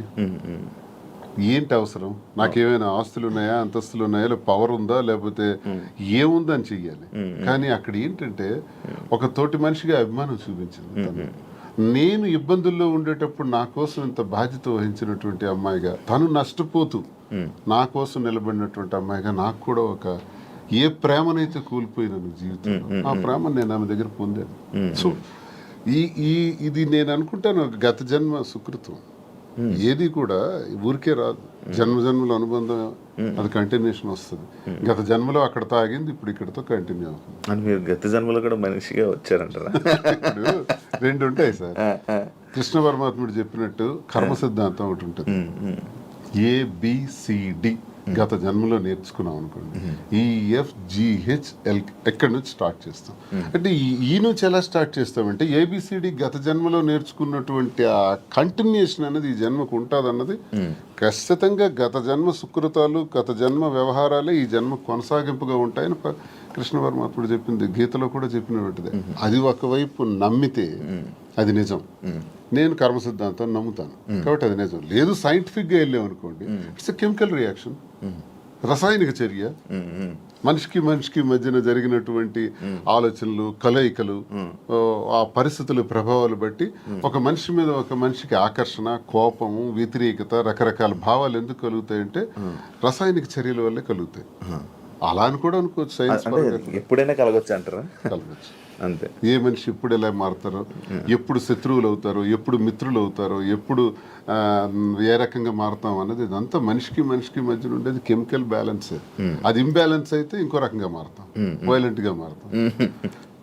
సైన్స్ ప్రకారం లేదు, కర్మ సిద్ధాంతం ప్రకారం వెళ్తే గత జన్మ సుకృతం. ఏదనుకున్నా మాది కెమిస్ట్రీ పరంగా చూసుకుంటే, సైన్స్ ప్రకారం చూసుకుంటే రసాయనిక చర్య, లేదు కర్మ సిద్ధాంతం ప్రకారం చూసుకుంటే గత జన్మ సుకృతం. ఓకే, మాధురి గారు, మీరు ఇద్దరు కలిసి ఉండడం స్టార్ట్ చేశాక మీలో ఉన్న మార్పులు ఏం చూసారు మీ జర్నీ? అంటే ఏ ఒంటరితనంతో నేను బాధపడ్డానో, ఏ ప్రేమ తక్కువై నేను సఫర్ అయ్యాను. మీకు కూడా ప్రేమ తక్కువైంది ఇంట్లో? మరి ఇద్దరు వేరేగా, ఒకరు ఫారెన్ లో ఒకరు ఇండియాలో ఉంటే ప్రేమ తక్కువ ఉంటుంది. వైఫ్ అండ్ హస్బెండ్ అంటే దగ్గరగా ఉంటాయి కదా బాండ్ అనేది. అంటే లాంగ్ డిస్టెన్స్ లవ్ స్టోరీస్ అని ఇప్పుడు రీసెంట్ గా బాగా వైరల్. నాకు అలాంటివి నచ్చవు. కొంతమంది ఒక్కొక్క స్టోరీస్ నచ్చుతారు, మీకు లాంగ్ డిస్టెన్స్ స్టోరీస్ నచ్చవు. స్టోరీ లేదు. నాకు మాత్రం నా పక్కనే హస్బెండ్ ఉండాలనే ఫీలింగ్ తో ఉన్న అమ్మాయి నేనైతే మొదటి నుంచి ఉన్నాను. సో నాకు ఏ రోజైతే నేను శ్రీనివాస్ గారితో నా లైఫ్ స్టార్ట్ చేశానో, నా జర్నీ, అప్పటి నుంచి నాకు హ్యాపీనెస్ కానీ, మీరు అన్నట్టు నా ఒంటరితనం పోయి నాకు అంటూ ఒక తోడు దొరికింది, హ్యాపీగా ఉన్నాను. నన్ను వదిలే ఏ రోజు కూడా ఎక్కడికి ఇంతవరకు ఈ 4 years లో ఎప్పుడు ఎక్కడికి పోలేదు, ఎప్పుడు నాతోనే ఉంటారు. ఎక్కడికి వెళ్ళినా ఇద్దరం కలిసే ట్రావెల్ చేస్తాం, ఏ పనైనా ఇద్దరం కలిసే చేస్తాం. ఈవెన్ ఎలక్షన్ క్యాంపెయినింగ్ కానీ ఎక్కడికి వెళ్ళాలని అన్ని ఇద్దరం కలిసే చేస్తాం. నాకు చాలా హ్యాపీగా ఉంది. నేను కోరుకున్న జీవితం నాకు దొరికినట్టు అనిపిస్తుంది. మీ ఇద్దరి మధ్యన హ్యాపీగా ఉండొచ్చు, కానీ సొసైటీ కానీ లేకపోతే మీరు మిమ్మల్ని నమ్మి ఓట్లు వేయడానికి కానీ లేకపోతే ఎవరైతే జనాలు ఉన్నారో వాళ్ళ మాటలను మీరు పట్టించుకుంటారా? సొసైటీకి మా వల్ల వచ్చిన ఇబ్బంది ఏంటి నాకు అర్థం కాదు. అంటే మీరు ఏం చూపిద్దామని అనుకుంటున్నారు? ఏం చూపిద్దాం? ఒక హస్బెండ్ తో డిఫరెంట్ ఒక అమ్మాయి, ఒక వైఫ్ తో డిఫరెంట్ అబ్బాయి కలిసి ఇంకొక పెళ్లి చేసుకుంటున్నాం. దానికి ఇంకేం చూపించాలనుకుంటున్నారు ఎవరైనా? దీంట్లో ఏం చూపిద్దాం అని మీరు అనుకుంటున్నారు? ఎందుకు మీరందరికీ మీకు ఇది నెగిటివ్ కనిపిస్తోంది? నాకు నా హస్బెండ్ తో డిఫరెన్సెస్ ఉన్నాయి, ఇతనికి ఈమె వైఫ్ తో డిఫరెన్సెస్ ఉన్నాయి. సో మా ఇద్దరం కలిపి ఒకటే అయ్యాం. దానిలో తప్పే ఉంది. ఎంతమంది సెకండ్ మ్యారేజ్ చేసుకోవట్లేదు, 3-4 పెళ్లిళ్ళు చేసుకుంటున్నారు. మేము 2వ పెళ్లి చేసుకున్నాం. దీంట్లో ఎందుకు అంత చెప్పకుండా చేసుకుంటున్నారు? 3 పెళ్లిళ్ళు 4 పెళ్లిళ్ళు చేసుకుంటున్నారు. పెళ్లిలో ఒకనే ప్రెగ్నెంట్లు చేస్తున్నారు, పిల్లల్ని కనేస్తున్నారు, వదిలేస్తున్నారు, వీధిని పడేస్తున్నారు. మేము అవేమీ చేయలేదు. మేము మాకు డిఫరెన్సెస్ ఉన్నాయి, వీళ్ళకి డిఫరెన్స్ ఉన్నాయి. మా పబ్లిక్ చెప్పాం, మా ప్రజలకు చెప్పాం, మా ప్రజలకు చెప్పే మేము మొన్న ఎలక్షన్ చేసాం. ఎలక్షన్లో నేనే దగ్గరుండి చేశాను. వాళ్ళకి అన్ని నా గురించి తెలుసు. మా ఇద్దరిని దగ్గరుండి చేసాం. మా పిల్లల్ని చూసుకున్నాం, వీళ్ళ పిల్లలు పెళ్లి చేస్తారు, వీళ్ళ పిల్లలు సెటిల్మెంట్లు చదివించుకున్నాం. మేము గాలికి వదిలేదు కుటుంబాలకి. వీళ్ళ కుటుంబానికి ఆస్తి మొత్తం ఇచ్చేస్తున్నాడు, రోడ్డు మీదకి వచ్చారు. నేను నా తల్లిదండ్రుల ఆస్తితో నేను ఉన్నాను. నేను హస్బెండ్ నుంచి ఇంతవరకు నేను 1 రూపాయి కూడా నేను తీసుకోలేదు ఇంతవరకు. నేను నా పిల్లలు కానీ నాకు కానీ నా పేరెంట్ నాకు ఏమైతే నాకు ఆస్తి నాకు వచ్చిందో ఆ యాన్సిస్ట్రల్ ప్రాపర్టీస్ మాత్రమే నేను నాకుతో పెట్టుకున్నాను. మీ ఎవరికి మేము ఏం బాధ పట్టుకున్నా, ఎవరికి ఎందుకు మేమేం దీనివల్ల ఎవరై సఫర్ అయ్యేది ఏముంది? తిరిగి పైగా మా కార్యకర్తలు, మా ప్రజలు మీరు వచ్చి మైక్ పెట్టండి, చాలా చాలా హ్యాపీగా ఉన్నారు. ఎందుకంటే శ్రీనివాస్ గారి ఇంటికి వెళ్ళినప్పుడు ఏదైతే వాళ్ళకి లోటు ఉండేదో, అంటే వాణి సరిగ్గా చూసుకునేది కాదు, ఈవెన్ మంచినీళ్ళు కూడా ఇచ్చేది కాదు. హస్బెండ్కే చూడదు ఆమె, ప్రజలకి ఏం చూస్తుంది. ఇప్పుడు అదేమీ లేదు. నేను ప్రతి ఒక్క కార్యకర్తకి బాగా చూసుకుంటానని వాళ్ళకి నమ్మకం కలిగి నా దగ్గర రావడం స్టార్ట్ చేశారు. నాతో ట్రావెల్ చేస్తున్నారు, నన్ను అభిమానిస్తున్నారు, ఆదరిస్తున్నారు, నన్ను అమ్మలాగా చూసుకుంటున్నారు అందరూ కూడా. ఇప్పుడు 22లో ఈ గొడవ స్టార్ట్ అయింది. 24లో నేను ఎమ్మెల్యే పోటీ చేశాను. నా మీద పోటీ చేసి గెలిచినటువంటి అచ్చెన్నాయుడు రాష్ట్ర తెలుగుదేశం పార్టీ అధ్యక్షుడు ఎన్నికల ముందు ఏం చెప్పాడు? రాష్ట్రంలో హైయెస్ట్ మెజారిటీ నాదే, అబౌట్ 70,000 ఓట్స్ అన్నాడు. నిజానికి కూటమి ప్రభుత్వంలో ఎవడు నామినేషన్ వేసినా 40,000, 50,000, 60,000తో గెలిచారు. మా జిల్లాలోనే 4 ఎమ్మెల్యేలు కొత్తోళ్ళు, మొక్కం తెలియనోళ్ళు కూడా, ధర్మాన ప్రసాద్ లాంటి వ్యక్తి మీద కూడా 3 రోజుల ముందు వచ్చి నామినేషన్ వేసి 54,000 మెజార్టీతో గెలిచాడు. మరి అచ్చెన్నాయుడు ఎంతతో గెలవాలి? కనీసం 70తో గెలవాలి కదా. 30, నా 73,000 ఓట్లు. ఇవన్నీ తెలిసి ప్రజలు నాకెందుకు ఇంకా నైతికంగా బలంగానే ఉంచారు. నైతికంగా అచ్చెన్నాయుడు ఓడిపోయినట్టే. కిందోళ్ళందరికి ఒక్క 15 రోజుల ముందు వచ్చిన వాళ్ళందరికి కూడా 40,000, 50,000 మెజారిటీలు వచ్చి నీకేం 30,000? అంటే ప్రజలే 1,000 వ్యతిరేకించుంటే అచ్చెన్నాయుడికి 70,000 రావాలి కదా. ఇంత వేవ్ లో కూడా అచ్చెన్నాయుడు అతి తక్కువ ఓట్ల తేడాతో గెలిచాడు కదా. సో నేను గతసారి ఎంపీకి పోయినా 3,100 తేడా నాది. వాళ్ళకి మాకు ఎప్పుడు వెరీ లెస్ మార్జిన్, 3,000, 3,500. సో వీడు ఇలాంటోడు సంఘ వ్యతిరేకమైన పని చేసాడు, కొట్టండి అనుకుంటే నాకు 20-30,000 ఓట్లకి తగ్గి కుదించేసి ఆయనకు 1,00,000 మెజారిటీ ఇవ్వచ్చు. అది జరగల ఇంత వేవ్ లో కూడా. అదే మాకు ప్రజల్లో. అయినా పర్సనల్ లైఫ్ ని ప్రైవేట్ లైఫ్ కి ఏంటి సంబంధం అండి? ఇది మా ఫ్యామిలీస్ మధ్యలో ఉన్న డిస్టర్బెన్సెస్ తో మేము ఒకటే. పర్సనల్ లైఫ్ ప్రైవేట్ రహస్యంగా ఉంటూ అబద్ధాలు ఎవడైతే ఆడతాడో వాడు దొంగ. పర్సనల్ లైఫ్ ను ఓపెన్ గా తెరచిన పుస్తకంలో జనం ముందు చెప్పేస్తే దొంగలు ఎలా అవుతాం? వాస్తవం చెప్పిన వాళ్ళు అవుతాం. ప్రజలే గుర్తించారు, ప్రజలే గౌరవిస్తున్నారు. ఈ రోజు మాకున్న గౌరవం పెరిగింది సమాజంలో. ప్రతి ఒక్కళ్ళు ఎక్కడ చూసినా సార్ ఒక సెల్ఫీ అంటారు. కార్లను ఓవర్టేక్ చేసుకుని పరిగెట్టుగా స్పీడ్గా వచ్చి ఫోటో కావాలని అడుగుతున్నారు. డాక్టర్స్, ఇంజనీర్లు, పెద్ద పెద్ద ఎంప్లాయీస్, ఉన్నత స్థాయి వాళ్ళు, పోలీస్ ఆఫీసర్స్, పెద్ద పెద్దోళ్ళు కూడా. ఒక పెద్ద ఆఫీసర్ అయితే మొన్న చేయి తీసుకొని గుండె మీదలో పెట్టుకొని పెద్దగా ఊపిరి తీసాడు. ఏం సార్ ఏంటి అంత ఎమోషన్ అవుతున్నారు? ఏంటంటే మీరంటే నాకు ఇష్టం సార్. ఆయన ఏం అర్థం చేసుకున్నారు? పెద్ద ఆఫీసర్. ఇంకా చాలా మంది పేర్లు చెప్పకూడదు. వాళ్ళు ఏం అర్థం చేసుకున్నారు? ప్రతి ఒక్క జీవితంలో కూడా కథ ఉంది. ఆ కథ చాలా మంది చెప్పలేక భరిస్తున్నారు. మేము చెప్తాం. ఇప్పుడు మీరు ఇన్స్పిరేషన్ అంటారు, చాలా మందికి ఇన్స్పిరేషన్. ఆవేశం ఎలా వస్తుంది? వాళ్ళ కళ్ళల్లో ఆర్ద్రత ఎలా వచ్చింది? ఆ సంతోషం ఎలా వచ్చింది? 1,600 ఉన్నటువంటి యూట్యూబ్ మా ఫాలోవర్స్ ఈ రోజు 1,00,000 దాటారు. 1,45,00,000 వ్యూవర్షిప్ ఎలా వచ్చింది? ఇదంతా ఎక్కడి నుంచి వచ్చింది? అభిమానంతో వస్తుంది. అభిమానమా కాంట్రవర్సీ అంటారు? కాంట్రవర్సీ ఎందుకు రావాలంతా ఫాలో అప్ ఎందుకు చేయాలి? న్యూస్ కదా, లేటెస్ట్ న్యూస్ కదా, లేటెస్ట్ రెండు ఉంటాయి, రెండు ఉంటాయి, ప్రతి ఒక్కరికి రెండు ఉంటాయండి. ఎవరికైనా సినిమాకి సరే, రెండు కోణాలు ఉంటాయి. ఏ మనిషికైనా సరే విమర్శలు ఉంటాయి, పొగడ్తలు ఉంటాయి, రెండు ఉంటాయి. అవన్నీ బ్యాలెన్స్ చేసుకొని వెళ్తేనే జీవితం. రావణుణ్ణి మెచ్చింది ప్రజలే, రాముణ్ణి మెచ్చింది ప్రజలే, రెండు ప్రజలే. మీకు రావణుడు ఇష్టం ఉండొచ్చు, నాకు రావణాసుడు అంటే ఇష్టం. ఎవరి లైఫ్ స్టైల్ వాళ్ళది. నాకు రావణాసుడు హీరో, నేను హీరోగా చూస్తాను. సార్ రాముడు అంటే హీరో, అది ఎవరి ఇష్టం వాళ్ళది. మీరు ఆయన ఎలా చూస్తున్నారు? రాముడు అనుకుంటున్నారు, రావణాసుడు అనుకుంటున్నారు? నేను డిఎస్ఏ అనుకున్నాను. డిఎస్ కి ఒక బ్రాండ్ ఉంది, దువ్వాడ శ్రీనివాస్ అంటే ఒక బ్రాండ్. ఎవరితో కంపేర్ చేయను, ఈ స్పెషల్ అంటే. సార్ మీ బిజినెస్లు అన్నీ వదిలేసారా? వదిలేదు, అన్ని లాగేసుకున్నారు. మేమేం బిజినెస్ వదిలేదు. మైన్స్ నాది 25 years నుంచి మైన్స్ కంపెనీ. ఎప్పుడు మైన్స్ ప్రపంచ స్థాయిలో కూడా ఐకాన్ బ్రౌన్ గ్రానైట్ ఓనర్ గా మంచి పేరు ప్రఖ్యాతులు సంపాదించాం. మైన్స్ లో బాగా పీక్స్ కి వెళ్ళాను. ఈ గవర్నమెంట్స్ లో గవర్నమెంట్ ఉంటే ఒకలాగా, లేకపోతే రిజల్ట్ రోజు ఈవినింగ్ లాగేసుకున్నాను. 4వ తారీఖు ఎన్నికల ఫలితాలు వచ్చాయంటే ఆ సాయంత్రం కల్లా నా మైన్ ఒక్క సందని కొట్టి పంపించేశారు. ఈ రోజు వరకు పర్మిట్స్ ఇవ్వట్లా. 61 కోట్ల లాస్ సడన్ గా గవర్నమెంట్ రావటం వల్ల, కూటమి ప్రభుత్వంలో అచ్చెన్నాయుడు వీళ్ళు టార్గెట్ పెట్టారు. సరే ఇవన్నీ చేస్తుంటారు వాళ్ళు, కాదు భరిస్తుంది. శ్రీను గారు అంత మైనింగ్ కంపెనీలు అలాంటి పెద్ద పెద్ద బిజినెస్లు చేసిన మీరు ఇప్పుడు రీసెంట్గా చీరలు బిజినెస్లోకి తీసుకొచ్చేసారని చెప్పి కామెంట్స్ వస్తాయి. తీసుకొచ్చి కామెంట్స్, దానికి బిజినెస్, సారీస్ బిజినెస్ కాదా?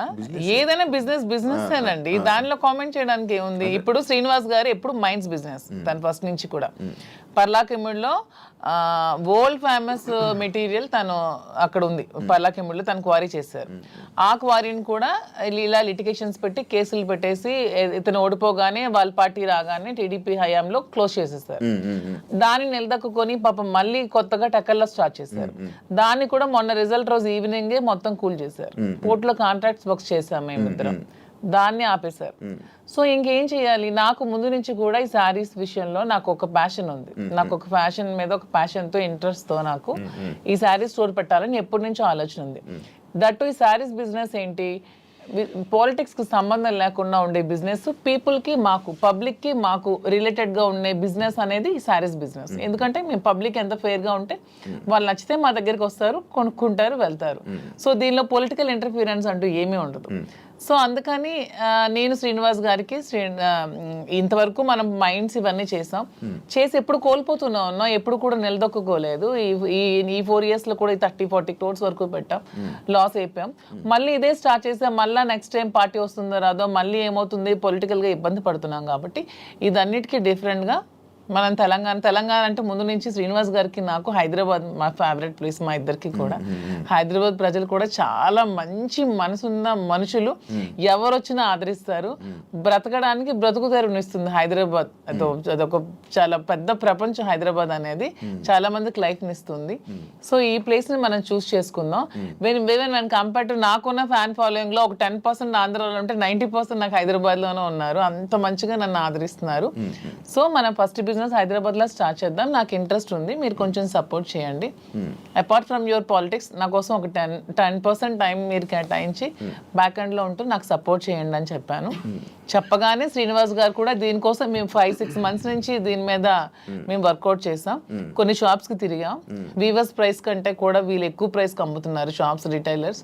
అవన్నీ బ్రేక్ డౌన్ చేసి పబ్లిక్కి మనకు గుడ్ రిలేషన్షిప్ లా ఉండాలనే ఆలోచనతో డైరెక్ట్గా వీవర్స్ దగ్గరికి వెళ్ళి మాట్లాడి మేమే మగ్గాలు అవి ఏర్పాటు చేసుకొని మేమే మెటీరియల్ ఇస్తూ వీవర్స్ని కూడా బ్రతికిద్దామనే ఆలోచనతో వాళ్ళతో శారీస్ మేమే దగ్గరుండి వీవింగ్ చేయించుకొని ఆ ఓవెన్ శారీస్ని పెట్టి మేము శారీ స్టోర్ పెట్టి ఓపెన్ చేసి ప్రజలందరికీ కూడా క్వాలిటీతో అండ్ తక్కువ ప్రైస్లో ఇద్దామని నిర్ణయించుకొని ఈ శారీ స్టోర్ అనేది ఓపెన్ చేస్తున్నాం. ఫస్ట్ బ్రాంచ్ మదీనాగూడలో స్టార్ట్ చేస్తున్నాం.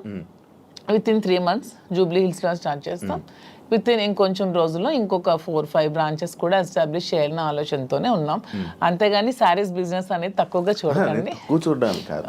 అంటే ఒక మంచి గ్రేట్ లీడర్ శ్రీకాకుళంలో, మంచి దువ్వాడ శ్రీను గారు అంటే మంచి నేమ్ ఉంది. అంత లీడర్లా ఉండేవాళ్ళు. ఆయన నోట్లో నుంచి ఎప్పుడు లైక్ జనాల దగ్గరికి వెళ్ళి అవి ఇవి వినేవాడు. కాకపోతే మైనింగ్ కంపెనీ బిజినెస్ చేసేవారు, ఒక మంచి బిజినెస్ మ్యాన్ అనుకునేవాళ్ళం. కానీ అలాంటి ఆయనతో నోట్లో నుంచి మేము ఇలా శారీ బిజినెస్ చేయబోతున్నాం ఇలా ఇలా చెప్తుంటుంటే ఎలా ఉండే ఆయన్ని ఎలా చేశారు ఎలా ఉండే ఆయన ఎలా చేయడం. బిజినెస్ అనేది ఏదైనా బిజినెస్, అది ఏదైనా చిన్న ప్రొడక్ట్ అయినా పెద్ద ప్రొడక్ట్ అయినా బిజినెస్ అనేది బిజినెస్ కింద క్యాలిక్యులేట్ చేయాలి. అది చీర జాకెట్టా లేకపోతే ఇంకేంటా అని చూడకూడదు. బిజినెస్ నాకు దీంట్లో ఇంట్రెస్ట్ ఉంది, ఇంతవరకు మైండ్స్ లో అతనికి ఇంట్రెస్ట్ ఉంది, మైండ్స్ వల్ల కోల్పోయాం. సో నా ఇంట్రెస్ట్ ఒకసారి వచ్చి చూడండి, చేద్దాం. మీకు తనకి ప్రజలే ఇష్టం, తనకి ప్రజా జీవితం ఇష్టం, ఇది కూడా ప్రజలకు లింకప్ అయ్యేది.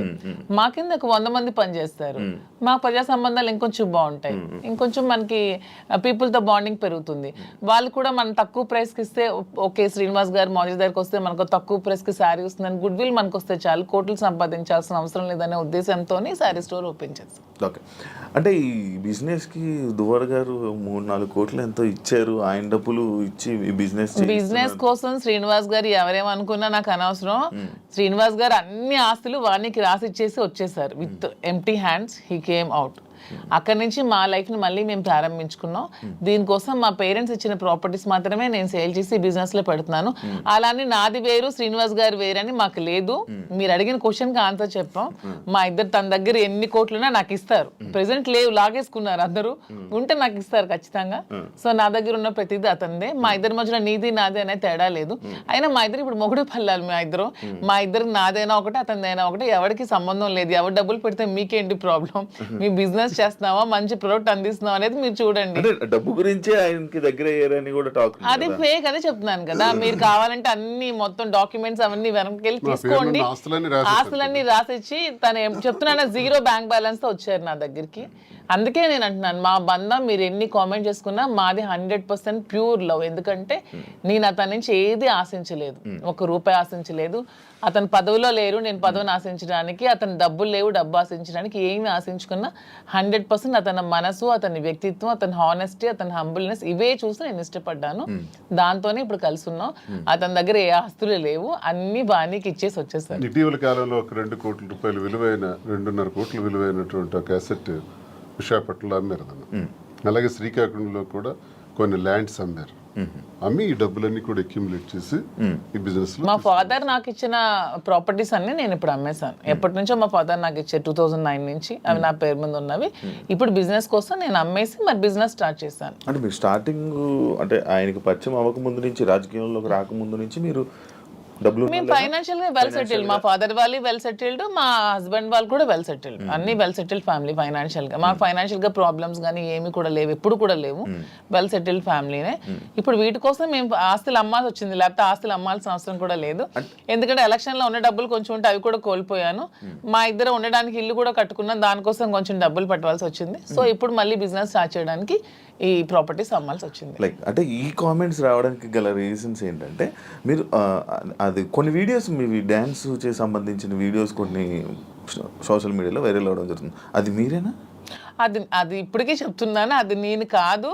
అసలు ఆ మనిషి కూడా నాలాగా లేదు. అది ఎందుకు ఎవరికి అనిపించిందో, ఎవరికి పెట్టాలనిపించిందో కావాలనే కూటమి ప్రభుత్వం వాళ్ళే ఖచ్చితంగా దీన్ని ఈ పిల్ల సైనికులు అంటారు కదా, బచ్చగాళ్ళు, ఆ బచ్చగాళ్ళు ఈ కొంతమంది కలిపి ఐటీడీపీ అని ఇదొన్న పేజ్లో పెట్టి అనవసరంగా ట్రోల్ చేశారు. అలానే డాన్స్ చేసే అమ్మాయిని నేనేం కామెంట్ చేయట్లేదు. నాకు రికార్డింగ్ డాన్స్లు, నాకు స్టేజ్ల మీద డాన్స్ చేసుకోవాల్సిన అవసరం నాకైతే ఎప్పుడూ లేదు. ఎనీబడి కెన్ ప్రూవ్ చేసుకోండి. సార్ అప్పుడే చెప్పారు, ప్రూవ్ చేసుకుంటే నేను 1 crore rupees వాళ్ళకి గిఫ్ట్ ఇస్తానని. మొన్న ఛానల్లో కూడా నాకు అవసరం లేదు. అలానే నేను ఒకటే చెప్తున్నాను, ఎవరి బ్రతుకుతారు కోసం వాళ్ళు చేసుకుంటారు. ఇదే డాన్స్ స్టేజ్ మీద పబ్లిక్ గా బట్టలు ఇప్పి చేస్తున్నారు, వాళ్ళేమో హీరోయిన్లు అంటున్నారు. స్టేజ్ మీద చేస్తే స్టేజ్ రికార్డింగ్ డాన్సర్లు అన్నారు, నానా రకాల పేరు పడుతున్నారు. నేను ఎవరి అమ్మాయిని కామెంట్ చేయట్లేదు. నాకైతే మీరు వెళ్ళి మా ప్లేస్ లో ఎంక్వైరీ చేసుకోండి, నేను పుట్టిన ప్లేస్ లో, మా అత్తగారి ప్లేస్ లో. ఈ విమర్శలు చేసేవాళ్ళు ఎవరైనా ఆ అమ్మాయి మాధురి అని ప్రూవ్ చేస్తే 1 crore ఇస్తాం. ఒకవేళ వాళ్ళు ప్రూవ్ చేయలేకపోతే వాళ్ళు సరెండర్ అవుతామంటే అమ్మాయి ఎవరో కూడా మేమే తెచ్చి పెడతాం. ఎందుకు అమ్మాయిని బయటకు లాగాలి, పెళ్లి చేసుకునే హ్యాపీగా ఉంది కాబట్టి. మాకు అమ్మాయి తెలుసు, అది ఏ రికార్డింగ్ డాన్స్ ట్రూపో కూడా తెలుసు. కానీ అలాగ అమ్మాయినే మాధురి అని చూపించిన వాళ్ళకి నేను అంటున్నాను 1 crore మీకు బహుమానం కింద ఇస్తాను, దయచేసి అది ప్రూవ్ చేయండి అంటున్నాను. అంటే ఎందుకు చీప్ అంత ట్రిక్స్ ప్లే నీచంగా- చేయడం, అంత ట్రోల్ నీచంగా చేసి ఎందుకు అలా చేయవలసిన ట్రోల్ చేయాల్సిన అవసరం ఏమొస్తుంది? ఏముందో నాకు అర్థం కాదు. అలా చేస్తే ఏమొస్తుంది? అంటే ఇప్పుడు మాధురికి నాకు మేము ఒక మనసుతో ఉన్నాం కదా మరి అలా చేస్తే ఏమొస్తుంది మీకు? ఎవడా చేసేవాడు ఎవడు? రికార్డింగ్ ఆ డాన్స్ చేసేవాడు చేసి ఎవడు? అమ్మాయిని పెళ్లి చేసుకుని రికార్డింగ్ డాన్స్ అమ్మాయిని ఓవర్సీని పెళ్లి చేసుకుని నీకేంటి నొప్పి, పెట్టినోడికి ఏంటి నొప్పి? అలాగైతే మీరు డాన్స్ చేసి మీరే ఒప్పుకున్నట్టు. నేను కాదు కదా, అదనే నేను సవాల్ కాదు, నేను ఒప్పుకోవడానికి అమ్మాయి నేను కాదు. నేనైతే నిజంగా నేను ఒప్పుకుంటాను. I'm very bold and straight forward. నేను ఒప్పుకుంటాను. If it is me I will agree. నేనే అదా, నేను డాన్స్ చేసిన వీడియోస్ చాలా ఉన్నాయి, నేను పెట్టుకుంటున్నాను కదా. నేను చేసి నేనే పెట్టుకుంటాను. నేను అది కానప్పుడు నేను ఎలా ఒప్పుకుంటాను?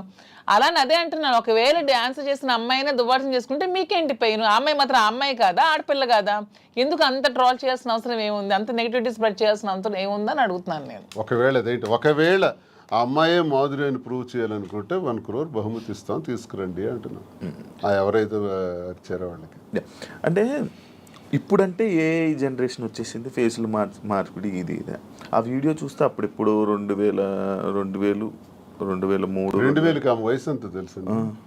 ఏమండి నాకు ఇప్పుడు 34 years అండి. 2000 అన్న ఏజ్ ఎంత ఉంటది? ఓకే, ఆ వీడియో ఎప్పుడు ఉంటుంది? చాలా ఓల్డ్. నేను 2000 అన్న ఏజ్ ఎంత ఉంటుంది చెప్పండి? 2005 లో నేను 10th. నాకు ఎంత ఏజ్ ఉంటుంది? నాకు 2010-11 అప్పుడు నేను ఎంత పిల్లని ఉంటాను? ఆ అమ్మాయి అంత డాన్స్ నాకు నేను ఎలా చేయగలను? కొంచెం నా పోనీ అట్లీస్ట్ నా చిన్నప్పుడు ఫోటోలు ఏవో చూపిస్తే మీకు తెలుస్తుంది. ఎప్పుడో మాదిరి చూపిస్తున్నారు కదా. అట్లీస్ట్ 2005 లో నేను 10th. పోనీ అప్పుడు నాతో చదువుకున్న వాళ్ళకి తెలుస్తుంది కదా. ఏదో మీలాంటి వాళ్ళు నమ్మాలి, ఎవరు తెలియని వాళ్ళు. తెలిసిన వాళ్ళకి ఏంటో తెలుసు. నమ్మడం కాదు చెప్తున్నా, అంటే మీరు చూస్తే ఎలా అనిపిస్తుంది? అలాగే నాకు ఎక్కడ అనిపించట్లేదు, మా వాళ్ళకి ఎవరికి అనిపించట్లేదు. మీకు ఎలా అనిపిస్తుందేమో మరి, మాకైతే తెలియదు. మా అందరికీ తెలుసు, ఎవరు మా జిల్లా అందరికీ తెలుసు అది నేను కాదని. ఇంక మిగతా వాళ్ళు నమ్మితే నమ్మొచ్చేమో కానీ ప్రతి ఒక్కరికి తెలుసు. ఇంక నమ్మినా నమ్మకపోయినా పర్వాలేదు, నేను అనుకున్నా కూడా ఐ డోంట్ కేర్ అంటున్నాను. పోనీ అమ్మాయి కూడా డాన్స్ బాగా చేస్తుంది అనుకుంటే అనుకోండి, దానిలో ఐ డోంట్ కేర్. శ్రీకాకుళం నుంచి వచ్చిన ఒక క్వశ్చన్, ఒక పాయింట్ ఏంటంటే, మాధురి గారు శ్రీని గారికి మందు పెట్టి ఆయన దాన్ని ఏదో అంటారు, ఆయన వలలో వేసుకుని వసీకరణ, వలలో వేసుకుని వలలో బుట్లో పెట్టుకున్నది ఆ టైపు. సరే, మందు పెట్టి ఇలా చేయడం వల్ల, లేకపోతే ఈ ఏజ్ లోనే ఆయనకి అవసరం ఏంటి? సరే ఓకే, ఎవడైతే క్వశ్చన్ అడిగాడో వాడికి ఒకటి అడుగుతున్నాను. మందు పెట్టి శ్రీనివాస్ దగ్గర నేనేం తీసుకోవాలో చెప్పండి అని అడుగుతున్నాను. డబ్బుందా? లేదు. పోనీ అట్లీస్ట్ ఏజా? లేదు. అంటే ఇప్పుడు డబ్బు లేదు కానీ స్టార్టింగ్ లో ఆయన దగ్గర డబ్బు ఉండేది. ఇప్పుడు నేను వచ్చినప్పుడు ఏం లేదు. 2022లోనే ఇచ్చేసారా మీరు? ముందు నుంచి వాళ్ళ ప్రాపర్టీస్ అన్ని ఉన్నాయి. ఏ రోజు కూడా నేను 1 రూపీ కూడా అంత దగ్గర తీసుకోలేదు. తన పేరునే ఉన్నాయి, తర్వాత మిగతా రాసేస్తారు. రీసెంట్ గా 4 నెలల క్రితం జాఫర్ గారికి ఇంటర్వ్యూ ఇచ్చిన టైంలో కూడా she saying everything false allegations అండి. నాకేం రాసి ఇవ్వలేదు, నాకు అసలు ఏం లేదు, ఆయన ఇలా దూరం ఉండి ఇలాగా ఇల్లు ఇచ్చేసాను, ఈ ఇల్లు ఇచ్చేసాను అని చెప్తున్నారా తప్ప నాకు ఎటువంటి ప్రాపర్టీ ఏమి ఇవ్వలేదు. ఆ ఫ్యాక్టరీ రాసేసిన డాక్యుమెంట్స్ ఉన్నాయి. ఎన్నికలకు ముందే, ఎన్నికలకు 20-25 days ముందే రాసేసాను అన్ని. నా పేరున ఏదైతే ఉన్నాయో నా పేరున మీరు ఇవి తీయండి, మా ఎఫిడవిట్ వేస్తాం కదా ఎమ్మెల్యేగా పోటీ చేసినప్పుడు, ఎఫిడవిట్ లో ఏ అసెట్స్ ఉన్నాయో మీకు తెలుస్తాయి. ఆ అసెట్స్ ఈ రోజుకి నా పేరున ఉంటే you can anybody can challenge. ఈ రోజు ఆ అసెట్స్ నా పేరున ఉండాలి కదా. మొన్న నా పేరున ఎఫిడవిట్ లో ఎమ్మెల్యేగా పోటీ చేసినప్పుడు ఉండే అసెట్స్ ఇప్పుడు ఎందుకు లేవు? ఏమైనా అసెట్స్ తన పేరును ఉన్నాయో లేదో ఒకసారి వెరిఫై చేయండి, తెలుస్తుంది. ఎవిడెన్స్ ఉంటుంది కదా ప్రతిదానికి. అదే ఆ కామెంట్ పెట్టినోడికి అడుగుతున్నాను. శ్రీనివాస్ గారిని మందు పెట్టి తీసుకోవడానికి ఏముంది? సరే, మీరు ఇప్పుడు అన్ని ఆస్తులు రాస్తారు కదా, ఇప్పుడు అన్ని ఆస్తులు రాసేసి ఉన్నానని చెప్తున్నారు కదా, మరి ఇప్పుడు అన్ని ఆస్తులు రాసాక నా ఆస్తులు అమ్మి పెట్టి ఉండాల్సిన అవసరం నాకేముంది? వాడు ఎవడైతే కామెంట్ పెట్టాడో వాడికి 2 క్వశ్చన్స్ అడుగుతున్నాను. ఒకటి, ఆస్తుల కోసమే తీసుకొని ఉంటే అతని ఆస్తులన్నీ వదిలేసి వచ్చాక నా ఆస్తులు అమ్మి అతని దగ్గర ఉండాల్సిన అవసరం ఏముందని ఎవడైతే కామెంట్ పెట్టాడో వాడికి అడుగుతున్నాను. ఇంకొకటి పాయింట్, మీ మహేష్ ఎక్స్ హస్బెండ్ ఎవరైతే ఉన్నారో ఆయన స్టార్టింగ్ లో వచ్చారు ఏంటి దానికోసం ఇప్పుడు నేను చెప్పి నేను అరిగిపోయాను అతను చెప్పిన కామెంట్స్ కోసం. స్టార్టింగ్ లో వచ్చారు, ఈ మధ్య అసలు కనిపించట్లేదు. ఏమైనా డబ్బులు ఇచ్చి వాళ్ళని ఆయన్ని మేనేజ్ చేశారు? డబ్బులు ఇచ్చి మేనేజ్ చేయడానికి they are well settled family. వాళ్ళు ఆర్థోడాక్స్ ఫ్యామిలీ, రిచ్, టెక్కలకే రిచ్ వాళ్ళు. వాళ్ళ ఫాదర్ ఎవరు అడిగినా చెప్తారు. వాళ్ళ ఫాదర్ టెక్కల్లోనే రిచెస్ట్ ఫ్యామిలీ.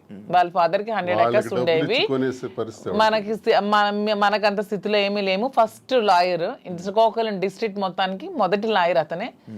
హైకోర్టు నుంచి జడ్జెస్ కూడా వచ్చి అతనికి సన్మానం చేశారు. అతను ఇప్పుడు ఎక్స్పైర్ అయ్యారు. కానీ రిచెస్ట్ ఫ్యామిలీ వాళ్ళు తలగాములు. ఇప్పటికీ వాళ్ళకి ల్యాండ్ అసెట్స్ అన్నీ ఉన్నాయి.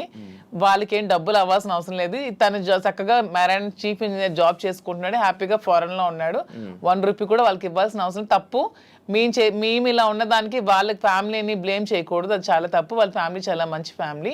వాళ్ళేం ఫైనాన్షియల్ గా మా దగ్గర ఏముందని మీ వాళ్ళకి ఇవ్వడానికి? ఇప్పుడు మ్యూచువల్ అండర్స్టాండింగ్, మేము మ్యూచువల్ కన్సర్న్ తోనే మేము విడిపోయాం. మా దగ్గర ఏముంది మీ వాళ్ళకి ఇవ్వడానికి? ఇప్పుడు ఎవరు చేయాల్సిన అవసరం లేదు. మీ దగ్గర ఉన్నాయా? వాళ్ళు ఆస్తులు అమ్ముతున్నాం, అదే ఆస్తులు బిజినెస్ కోసం ఆస్తులు అమ్ముతున్నాం. చాలా వరకు అమ్మాలి, పెట్టుబడులు చాలా ఎక్కువ అవసరం కదా, కొంచెం భారీగానే చేయాలనుకుంటున్నాం కాబట్టి బిజినెస్. సో అందుకని వాళ్ళని తప్పు పట్టడం అనేది చాలా తప్పు. వాళ్ళని ఎవరైతే కామెంట్ చేస్తారు దేవుడు కూడా క్షమించుడు అలా అంటే, అది చాలా తప్పు. వాళ్ళని ఇందులో లాక్కూడదు. ఇప్పుడు మీరు పూర్తిగా హైదరాబాద్ లో ఉంటారా లేకపోతే ఇక్కడ? శ్రీనివాస్ గారు కంప్లీట్ గా అక్కడే ఉంటారండి. నేను హైదరాబాద్ లో ఉంటూ చూసుకుంటాను. శ్రీనివాస్ గారు అవసరం ఇక్కడ ఏదైనా నాకు ఉందనిపించినప్పుడు తను వచ్చి వెళ్తూ ఉంటారు. మీరైతే ఇంకెక్కడే? నేను ఇక్కడే ఉంటాను హైదరాబాద్ లో. బట్ ఇక్కడ చాలా మంది బొటిక్లు ఉన్నాయి. లైక్ మీది కూడా ఒక బొటిక్ లాంటిదే కదా? నాది బొటిక్ కాదండి, కంప్లీట్ స్టోర్. ఇక్కడ చాలా స్టోర్స్ ఉన్నాయి, చాలా బొటిక్స్ ఉన్నాయి. ఇప్పుడు యూత్ కానీ లేకపోతే ఇప్పుడు రీసెంట్ టైమ్స్లో అందరూ బొటిక్స్ వైపు లేకపోతే అటువైపు ఎక్కువ అవగాహన చూపిస్తున్నారు. లైక్ అవి తీసుకుందాం, అవి చేసుకుందాం అనేవి. బట్ మీది ఎందుకు సక్సెస్ అవుతుందని అనుకుంటున్నారు? మీరు అన్ని ఉండగా మీ దగ్గరికి ఎందుకు రావాలి? ఆఫ్ కోర్స్ కరెక్ట్ పాయింట్ అడిగారు. అన్ని ఉండగా నేను సక్సెస్ అవుతానని నమ్మకం నాకుంది. ఎందుకంటే నేను ఫస్ట్ ఆఫ్ ఆల్ నేను ప్రతి ఉమెన్ కి కూడా క్వాలిటీ ప్రొడక్ట్ ఇవ్వాలనుకుంటున్నాను. కొన్ని వెరైటీస్ ఉన్నాయి, టస్సెస్, ఆర్గాంజాస్, రాసిల్స్, చాలా వెరైటీస్ ఉంటాయి. కానీ దాంట్లో అందరూ చాలా మంది ప్యూర్ ఇవ్వకుండా డూప్లికేట్స్ ఇస్తున్నారు. ఫస్ట్ ఫీల్ అనేది ఉమెన్ గా కంఫర్ట్ మాకు ఉంటుంది. మీకు నచ్చినా నచ్చకపోయినా ఫస్ట్ కట్టుకునేటప్పుడు శారీ అనేది మా కంఫర్ట్, మాకు నచ్చాలి, మాకు అది తెలియాలి. ఈ ప్యూరిటీ అనేది నాకు తెలియాలి. శారీ ప్యూరిటీ కానీ శారీ కంఫర్ట్ కానీ నాకు తెలియాలి. అదే మేము థీమ్తో ఫస్ట్ నేను ప్యూరిటీ అనేది కస్టమర్కి ఇవ్వాలనుకుంటున్నాను. సో ఈ సోకాల్డ్ ఈ షాప్స్, ఈ బొటిక్స్ లాగా డబ్బుల కోసం మేము వ్యాపారం చేయట్లేదు. మాధురి దగ్గరికి వెళ్తే మాకు ఖచ్చితంగా ఒక మంచి క్వాలిటీ తక్కువ రేట్లో బడ్జెట్లో వస్తుందనే నేను మోటోనే పెట్టుకున్నప్పుడు when compare to other shops నా దగ్గర రేట్ తక్కువ ఉన్నప్పుడు కస్టమర్ అనేవాళ్ళు నా దగ్గరికే వస్తారు. వచ్చినప్పుడు వాళ్ళు వెళ్ళేటప్పుడు హ్యాపీగా వెళ్తారు. సో వెళ్ళేటప్పుడు మళ్ళీ సెకండ్ టైం వస్తారు. నేను కూడా ప్రతి బ్రాండ్స్కి ఏదో హీరోయిన్స్ను సెలబ్రిటీనే పెట్టుకునే వదిలే నా కస్టమర్స్ని నేను బ్రాండ్గా పెట్టుకుంటే వాళ్ళకే తక్కువ రేట్కి ఇస్తే వాళ్ళే నా కస్టమర్స్ నాకు బ్రాండ్ అంబాసిడర్స్ అవుతారు. వాళ్ళే 10 మందికి వెళ్ళి చెప్తారు, వాళ్ళు ఇంకొంతమందికి చెప్తారు పలానా దగ్గర షాప్లో తక్కువ రేట్ ఉంది, బాగుంది, క్వాలిటీ ఉంది, ప్యూర్ ఉంది. అప్పుడు నా దగ్గరికి వస్తారు. సో కస్టమర్స్ నా బ్రాండ్ అంబాసిడర్స్. నేను ఎవరిని బ్రాండ్ అంబాసిడర్స్ కూడా పెట్టుకోవట్లేదు. ఇప్పుడు నా దానికి నేనే బ్రాండ్ అంబాసిడర్గా ఉన్నాను. ఫ్యూచర్లో నా కస్టమర్స్నే బ్రాండ్ అంబాసిడర్ చేసుకుందాం అనుకున్నా. నేనే మోడల్స్ కానీ హీరోయిన్స్ కానీ అవన్నీ కూడా చేసుకోవట్లేదు. వాళ్ళకి కోట్లు లక్షలు ఇచ్చే బదులు నా కస్టమర్ తక్కువ ప్రైస్ లో ఇస్తే వాళ్ళే నా బ్రాండ్ అంబాసిడర్ గా ఉంటారని నేను అనుకుంటున్నాను. So purity, quality, rate reasonable గా ఉన్నప్పుడు నా దగ్గర కాకుండా కస్టమర్ ఎక్కడికో ఎందుకు వెళ్తాడు? నాకు డబ్బులు అవసరం లేదు, నాకు కావాల్సింది గుడ్ విల్, ప్రజలతో సత్సంబంధాలు బాగుండాలి. ఎందుకంటే మేము రాజకీయంగా ప్రజా జీవితంలోంచి వచ్చాం కాబట్టి ప్రజలతోనే మా జీవితం ఎక్కువ ముడిపడి ఉంది కాబట్టి ప్రజలకి ఏం కావాలి, ఎలా ఉంటే మేము నచ్చుతాం అనేది మాకు ముందు నుంచి తెలుసు. కాబట్టి మేము వాళ్ళతో ఉన్న రిలేషన్షిప్ మెయింటైన్ చేయాలనుకుంటున్నాం. కాబట్టి వాళ్ళకి మేము తక్కువ ప్రైస్లో క్వాలిటీ శారీ ఇచ్చి ఓకే మాధురి దగ్గర శారీ బాగుంటుందన్న good will with in few days లో సంపాదించుకుంటాను. అప్పుడు మీరే రేట్ పెంచిన జనాలు తెలిసిపోతుంది ఖచ్చితంగా. అది నాకు అవసరం లేదంటున్నాను. ఇప్పుడు నాకు అసలు లాభం లేకుండా అనను. ఇప్పుడు వీవర్స్ దగ్గర నుంచి 10,000కి వచ్చినప్పుడు కొన్ని షాప్స్ లో ఎక్కువ లాభాపేక్షతో అవి 1,00,000కి 2 లక్షలకి అమ్ముతున్నారు. అలా కాకుండా ట్రాన్స్పోర్ట్ కి మాకున్న గమనించింది అంటే మాధురికి ఫ్యాషన్ పట్ల ఎక్కువ ప్యాషన్ ఉంది కాబట్టి నేను బిజినెస్ లో రంగంలో నాకు కొంత అనుభవం బట్టి నేనేం చెప్పానంటే మనకి ఎప్పుడు కూడా క్వాలిటీ ఉండాలి, నాణ్యత ఉండాలి. అసలు ఏంటి ఈ రంగం ఏంటి, అసలు ఈ శారీ ఫీల్డ్ ఏంటి, ఈ పట్టు ఫీల్డ్ ఏంటి, పట్టు సిల్క్ ఏంటి ఒకసారి నా కళ్ళారా చూడాలని నీకు తెలుసు కాబట్టి నేను తర్వాత వెళ్ళాను.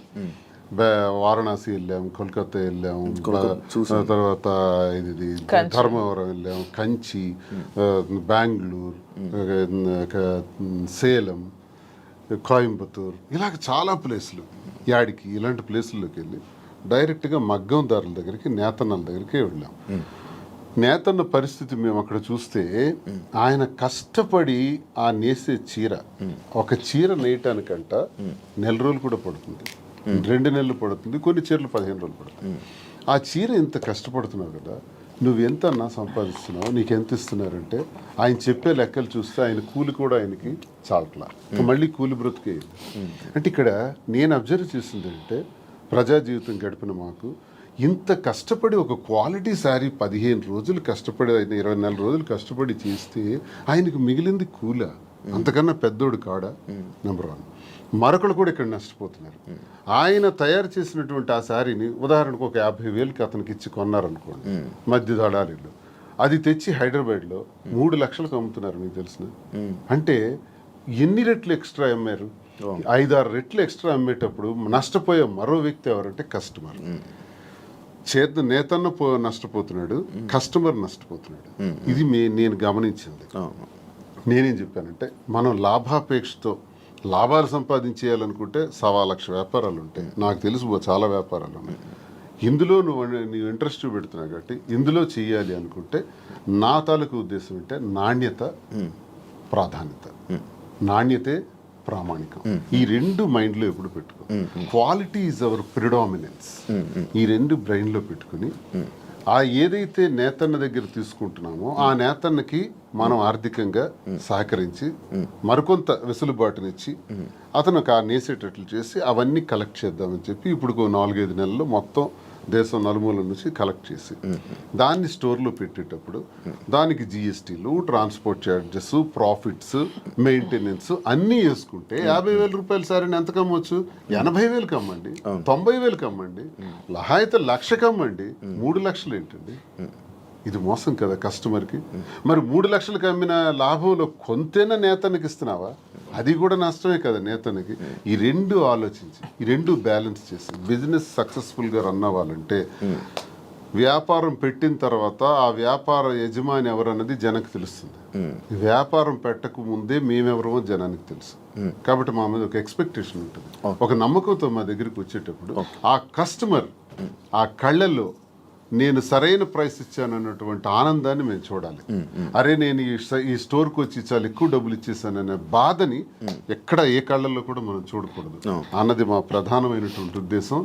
నేతన్న దగ్గర నుంచి కస్టమర్కి మధ్యలో బాధ్యత వహిస్తూ రీజనబుల్ ప్రైస్, సరసమైన ధర ఇవ్వాలన్న దానితో ఇది ప్రారంభించి ఒక 6 బ్రాంచెస్, తర్వాత విజయవాడ, విశాఖపట్నం, రాజమండ్రి, కాకినాడ, బెంగళూరు కూడా అనుకుంటున్నాం. ఇంక జ్యువెలరీ కూడా స్టార్ట్ చేద్దామని ప్లాన్ చేస్తున్నాం. ఒక మంచి ఆలోచనతో దువ్వాడ శ్రీనివాస్ చీరలు అమ్ముతున్నాడా, దువ్వాడ శ్రీనివాస్ ఇలా అయిపోయాడా, అలాగే ఎవరైనా ప్రచారాలు చేసుకుంటే దువ్వాడ శ్రీనివాస్ రాజకీయం వదిలేడు, పదునైనటువంటి భాష వదలడు, తూర్పార పడ్డానికి ఎంత తోడైనా సరే ఆగే ప్రసక్తే లేదు, ప్రశ్నిస్తాడు. దువ్వాడ శ్రీనివాస్ రాజకీయం అనే గ్రౌండ్ ఫీల్డ్ వదిలేడు. దయచేసి ఆ భ్రమల నుంచి బయటపడమని వాళ్ళకి నేను సవాల్ చేస్తున్నాను. వ్యాపారం చేయాలని మాధురికి సహకారంగా పూర్తిగా ఉంటాను. తాను చేసే ఈ పట్టు సిల్క్స్లో ఈ స్టోర్స్ని బాగా డెవలప్ చేసే విధంగా, దాంతోపాటు యాడింగ్ జ్యువెలరీ కూడా విమెన్కి కావాల్సిన వాటి పైన ఆమెకి జ్యువెలరీలో కూడా బాగా నాలెడ్జ్ ఉంది కాబట్టి అవి కూడా పెట్టి అవి కూడా సరసమైన ధరలకి ఇచ్చే విధంగా మేము చేస్తామే తప్ప లాభాపేక్ష కోసం ఏదో అలా తప్పుడు పద్ధతుల్లో లాభం సంపాదించాలనే ఉద్దేశం కదా. అలా అనుకుంటే చాలా వ్యాపారాలు ఉన్నాయి. మా ఉద్దేశం అందుకే కాంచీపురం ఒకుళా సిల్క్స్ అని కూడా పేరు పెట్టాం. ఒకుళా మాత, ఒకుళా మాత అంటే వెంకటేశ్వర స్వామి తల్లి. దీనికి హిస్టరీ కూడా మేము దానికి కనెక్ట్ అయినాం. ఎందుకు కనెక్ట్ అయ్యంటే వెంకటేశ్వర స్వామి పేరు పెట్టొచ్చు. నేను వెంకటేశ్వర స్వామి భక్తులు, మేము స్వామి భక్తులుగా స్వామి వారి తల్లి పేరు ఒకుళా మాత పెడదామని. ఎందుకంటే ఒక చిన్న స్టోరీ ఉంది. ఒకుళా మాత ద్వాపర యుగం ముందు యశోదాదేవిగా కృష్ణుడికి తల్లిగా పుట్టారు. మరి కృష్ణుడికి ఆ యుగధర్మం ప్రకారం, ఆ అవతారం తాలూకా పద్ధతి ప్రకారం ఆయనకి చాలా వివాహాలు జరిగాయి. ఆ వివాహాల్లో ఎక్కడా కూడా యశోదాదేవి పాత్ర లేదు. అప్పుడు ఆమెకు కోరుకుంటుంది, నా కొడుక్కి నేను పెళ్లి చేయలేకపోయానని. అది విష్ణువుకి తెలియజేస్తే విష్ణువు చెప్తారు, అమ్మా ఈ జన్మలో నీకు అది సాధ్యపడలేదు, కలియుగాంతంలో నువ్వు నాకు వివాహం చేస్తావు దగ్గరుండి అని మాటిస్తారు. ఆ మాట ప్రకారమే కలియుగాంతంలో ఆమె ఈ 7 కొండల్లోనే పుట్టి అక్కడే నివసిస్తూ ఓ కుటీరంలో ఉండగా కొన్ని కారణాల వల్ల వైకుంఠం నుంచి ఆ కొండపైనకి రావటం జరుగుతుంది వెంకటేశ్వర స్వామి. అప్పుడు నిరాడంబరుడుగా వచ్చి ఆ కుటీరానికి చేరినప్పుడు ఆమె చూస్తారు. నువ్వెవరు బాబు అని అడిగితే ఆయన సమాధానం చెప్పరు. నీ ఊరు అంటే అన్ని ఊళ్ళు నావే, నీ పేరు అంటే అన్ని పేర్లు నావే అని చెప్తారు. అప్పుడు ఉకళాదేవి ఉకళామాతగా కదా జన్మించారు. నీ పేరు శ్రీనివాసుడు అని పేరు పెడతాను, ఇక నుంచి నేను శ్రీనివాసుడు అని పిలుస్తాను అంటే వెంకటేశ్వర స్వామికి శ్రీనివాసుడు అని పేరు పెట్టింది ఉకళామాత. అక్కడి నుంచి అప్పుడు చెప్తారు ఆయన ఎవరన్నది ఆమెకి అర్థం అవుతుంది. అమ్మా, గత జన్మలో నీకు ఇచ్చిన మాట ప్రకారం నేను వచ్చాను, ఆకాశరాజు కుమార్తె పద్మావతికి ఇచ్చి నా వివాహ ఏర్పాట్లు నువ్వే దగ్గరుండి చెయ్యని చెప్తారు. అప్పుడు తల్లిగా ఆకాశరాజు దగ్గరికి వెళ్ళి పద్మావతితో మాట్లాడి శ్రీనివాసుడికి ఇచ్చి వివాహం చేసే దానిలో వివాహ వేడుకలు ఎంత బ్రహ్మాండంగా చేస్తారంటే ఉకళామాత. పెళ్లి కూతురు ఎలా ఉండాలి, పెళ్లి కొడుకు వెంకటేశ్వర స్వామి సాక్షాత్ ఎలా ఉండాలి, పెళ్లికి డబ్బులు కావాలి, ప్రతి పెళ్లికి అప్పు అవుతుంది. అందుకే ఆ అప్పు కోసం కుబేరుడి దగ్గర అప్పు తెచ్చి పెళ్లి చేయటం, ఆ అప్పే ఇప్పటి వరకు వెంకటేశ్వర స్వామి వడ్డీ కాసులు వాడిగా తీర్చుతుంటారు. సో మేమెందుకు కనెక్ట్ అయినామంటే సాంప్రదాయాలకు నెలవైన, పెళ్లిళ్లకు నెలవైన, మంచి హస్తవాసి కలిగిన ఆ వెంకటేశ్వర స్వామి వారి తల్లి ఉకళామాత పేరుని కాంచీపురం పట్టు సిల్క్స్ కి నెలవైన ఆ ప్రాంతాన్ని కంచి కామాక్షిదేవి ఆశీస్సులతో కాంచీపురం ఉకళ సిల్క్స్ అని పేరు పెట్టి ఈ పట్టు చీరలు ఏదైతే మేము అమ్ముతామో సాంప్రదాయాలకు నెలవైన అమ్మవారి ఆశీస్సులతో ప్రతి ఒక్కరి చేతికి తాకాలని, వారి పాదాలని, వెంకటేశ్వర స్వామి విగ్రహం కూడా అక్కడ పెడుతున్నాం, ఉకళామాత విగ్రహం కూడా ఉంటాయి, వారి పాదాలకు తాకి ఆ వస్త్రాలను అందరికీ అందజేయాలనే ఉద్దేశంతో కాంచీపురం ఉకళ సిల్క్స్ అని పేరు పెట్టాం. అందుకు మీకు స్టోరీ తెలియజేస్తాను. ఇది ఒక దీని మీద ఇంత ఎక్సర్సైజ్ చేసామని చెప్పడానికి మీకు నేను తెలియజేస్తాను. ఇంత కష్టపడి ఇంత ఎక్సర్సైజ్ చేసి లాభాపేక్ష కోసం చేసింది కాదు, ఒక గుడ్ విల్ పెంచుకోవటానికి, మరింత సేవలు వ్యాపార రంగం ద్వారా కూడా అందించడానికి ప్రజలకు ఇది మేము చేస్తున్నాం. మీ యూట్యూబ్ ఛానల్ ఎలా నడుస్తుంది? బాగా నడుస్తుంది? లేదండి, షాప్ గోల్లో పడి యూట్యూబ్ ఆపేస్తాను, చాలా రోజులైంది. స్టార్టింగ్ లో మీ యూట్యూబ్ ఛానల్ కి ఎంతో తక్కువ మంది ఫాలోవర్స్ ఉండేవాళ్ళు. అలాగే ఈ మధ్య ఈ ఇష్యూ అయిన తర్వాత మంచి సబ్స్క్రైబర్ తో, మంచి వ్యూవర్షిప్ తో, అదే చాలా లక్షల్లో సబ్స్క్రైబర్, మంచి వ్యూవర్షిప్ తో వెళ్ళింది. మంచి సక్సెస్ అయినట్టుంది యూట్యూబ్ అంతా. రెవెన్యూ పరంగా వచ్చింది నాకు. స్టార్ట్ చేసిన 1 month లోనే 2 lakhs అంత వచ్చింది యూట్యూబ్ లో. ఆ పిల్లలే తీసుకుంటున్నారు, వీడియోస్ పెడతారు కదా వాళ్ళే. తర్వాత మరి గ్యాప్ వచ్చింది. నేను షాప్ హడావుడిలో పడి ఈ సారీ వీవింగ్ చేయించడం, వీవర్స్ దగ్గర యూట్యూబ్ ఛానల్ వాళ్ళకి ఇచ్చారు, బట్ మీరు లోపల కనబడతారు అంతే. అంతే. నాకు లోపల రెవెన్యూ కోసం కాదు, నాకు పబ్లిక్ తో ఇంటరాక్షన్ కావాలి, పీపుల్ నాకు దగ్గర అవ్వాలి. ఫేమింగ్ అంటే ఫేమ్, జనాల్లో ఫేమ్ అంటే ఒక అందరూ నన్ను గుర్తుపట్టాలి, ఈ ఫేమ్ పిచ్చి ఉందా? ఎందుకు ఉండదు? మీకు లేదా? మీకు లేదా? నాకు తెలియకుండా వచ్చింది కాదు, అడుగుతున్నా. ఫేమ్ ఎవరికైనా ఉంటుంది, మనిషి లక్షణమే అది, ఎవరికైనా ఉంటుంది. ఎందుకు ఉండదు? మనం గొప్పగా ఉండాలి, ఫేమ్ రావాలి, అందరూ మనం గుర్తుపట్టాలి. సినిమాలో నటించాలని కోరికలు ఉన్నాయి? సినిమాలో నటించాలని కోరిక కూడా ఉంది నాకు. ట్రై చేస్తున్నా. లేదు, ఇంతవరకు ఎప్పుడు ట్రై చేయలేదు, చూద్దాం ఎప్పుడైనా. ఓ సినిమా మీ ఇద్దరేనా? ఇలా అలానే కాదు, నాకు మంచి అంటే విలన్ క్యారెక్టర్లు చేయాలని ఉంది, మంచి విలన్ రోల్స్. అలా సీరియల్స్ చూస్తారా? లేదు, సీరియల్స్ అలవాట్లేదు ఎంతవరకు ఎప్పుడు ఒక సీరియల్ కూడా చూడలేదు. మీరు పంపిస్తారా సినిమా యాక్టింగ్ ఇంట్రెస్ట్? నాకు సినిమా తీసాం కదా ఇద్దరు, వాలంటీర్ అని ఒక సినిమా తీసి రిలీజ్ చేసాం. Okay okay. నాకు ఇంట్రెస్ట్ ఫీల్డ్, ఎందుకంటే చేయడానికి తప్పే ఉంది. అవన్నీ హాబీస్, అవి ఇంట్రెస్ట్స్, తప్పేం లేదు. యా సార్, ఇది ఈ బొట్టు ఎందుకు సార్ ఇలా పెడతారు? ఇంత ఇది అమ్మవారి బొట్టు. ఓకే, అంటే మిమ్మల్ని ఎప్పుడు ఫ్రేమ్లో చూసినా బొట్టు అలా ఉంటూనే ఉంటుంది. అసలు నాకు తెలిసి హిందూ సాంప్రదాయ ప్రకారం ప్రతి ఒక్కరు కూడా బొట్టు పెట్టుకోవాలి, అది అబ్బాయిలైనా అమ్మాయిలు కానీ. మీ మధ్యన ట్రెండ్ ఫాలో అవుతూ మీరు పెట్టుకోరు, శ్రీనివాస్ గారు సాంప్రదాయం పాటిస్తూ పెట్టుకుంటారు. యాక్చువల్ గా మధుర మీనాక్షి అమ్మవారు బొట్టు ఎప్పుడు తెచ్చుకొని ఎప్పుడు అదే ఉంటాయి, సూట్ కేసులో కానీ, కారులో కానీ, ఎక్కడైనా బాక్సులు ఉంటాయి. ఎక్కడైనా సరే అది పెట్టే బయటకు వస్తాయి. ఇంక ఇంట్లో ఉన్నామన్నా జస్ట్ ఉంటుంది లైట్ గా. ఈ బిజినెస్ పెడుతున్నారు, అంత బాగుంది. మళ్ళీ పొలిటికల్ ఎంట్రీ ఏమైనా ఉందా? పొలిటికల్ గా వెళ్తారు? మళ్ళీ పొలిటికల్ ఎంట్రీ ఏంటి? మేము పాలిటిక్స్ లోనే ఉన్నాం, మళ్ళీ ఎంట్రీ ఏంటి? అదే, this is just short break అంతే. ఇప్పుడు నెక్స్ట్ మళ్ళీ శ్రీనివాస్ గారి fire, Madhuri fire, double fire తో వెళ్తాం పాలిటిక్స్ లోకి. జస్ట్ చిన్న బ్రేక్ తీసుకున్నాం అంతే. ఈ బ్రేక్లో ఏమైనా దూరం అయిపోతారేమో, దేనికి దూరం అయిపోతాం? ఏమైనా ఎవరికైనా. మేము ప్రజలకు దగ్గరగా ఉన్నాం, ఎవరు మమ్మల్ని ప్రజల నుంచి దూరం చేయలేరు కదా. శ్రీనివాస్ గారు మాస్ బేస్డ్ లీడర్, తను మ్యాన్ ఆఫ్ మాసెస్ అన్నట్టు. తన క్యాడర్ తో గానీ ఎవరితో గానీ సంబంధాలు ఉండవు, తనకి డైరెక్ట్ పీపుల్ తో సంబంధం. ఎప్పుడైనా డైలాగులు చెప్పారా, మాస్ డైలాగులు మీకు ఎప్పుడైనా ఓ సినిమా? గోల్డ్ అని ఒకసారి ఒక డైలాగ్ చెప్పండి, బాలయ్యబాబు గురించి బోల్డ్ చెప్పండి. అని డైలాగులు, బోల్డ్ అని స్పీచ్లు, బోల్డ్ అని క్లాసెస్ అవన్నీ ఎప్పుడు అవుతూనే ఉంటాయి శ్రీనివాస్ గారి నుంచి. He is completely mass based leader. Duvvada Srinivas అంటే మరి మీకు తెలుసో లేదో కానీ అదే శ్రీకాకుళం మీకు కూడా తెలియాలి. అప్పటి నుంచే బాంబుల్ శ్రీని అనేవాళ్ళు దువ్వాడ శ్రీనివాస్ కి. ఒక రౌడీ, ఒక మాస్ లీడర్, పీపుల్ దగ్గరగా ఉంటాడు, ప్రజల కోసం ఎన్నో పోరాటాలు చేశాడు. ఈవెన్ షూటెడ్ సైట్ ఆర్డర్స్ వచ్చాయి అతని మీద, కాల్పులు కూడా ఎదురెళ్లారు. అలా పోరాట యోధుడు అతను. అతన్ని ఎవరు బీట్అవుట్ చేసి రాజకీయాల నుంచి తప్పించే ఇది కూడా ఎవరికి ఉండదు. అవన్నీ జస్ట్ ఇది చిన్న బ్రేక్ తీసుకున్నాను. మాస్కే చూసి పడిపోయి ఉంటారు. మాక్సిమం శ్రీనివాస్ గారిలో నాకు ఈ వ్యక్తిత్వం ఇష్టం అని చెప్తాను ఏమేమి కదా. నచ్చింది సార్లు, మీకు ఏం నచ్చింది మామూలుగా? హీఈస్ వెరీ హానెస్ట్ అండి.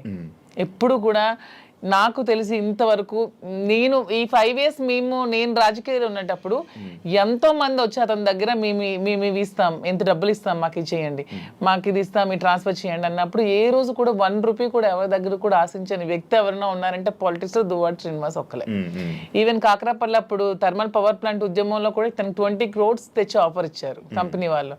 అది తృణోపాయంగా కాదనుకున్నారు. ఆ టైంలో తీసుకుని ఉంటే ఎలక్షన్లో అప్పుడే గెలిచేవాళ్ళు. అతను అవతల పార్టీ వాళ్ళు తీసుకున్నారు, ఆ చిన్నాడు వాళ్ళు గెలిచారు. ఆ టైంలో 1 రూపీ కూడా లేకుండా ఎలక్షన్ లో పార్టిసిపేట్ చేస్తారు, కానీ ఏ రోజు కూడా లంచాలకి ఎప్పుడు కూడా తను తలొగ్గలేదు. దానికి అతీతంగానే పనిచేశారు. చాలా హానెస్ట్ గా ఉండి ఎప్పుడు అబద్ధాలు చెప్పరు, స్ట్రైట్ ఫార్వర్డ్.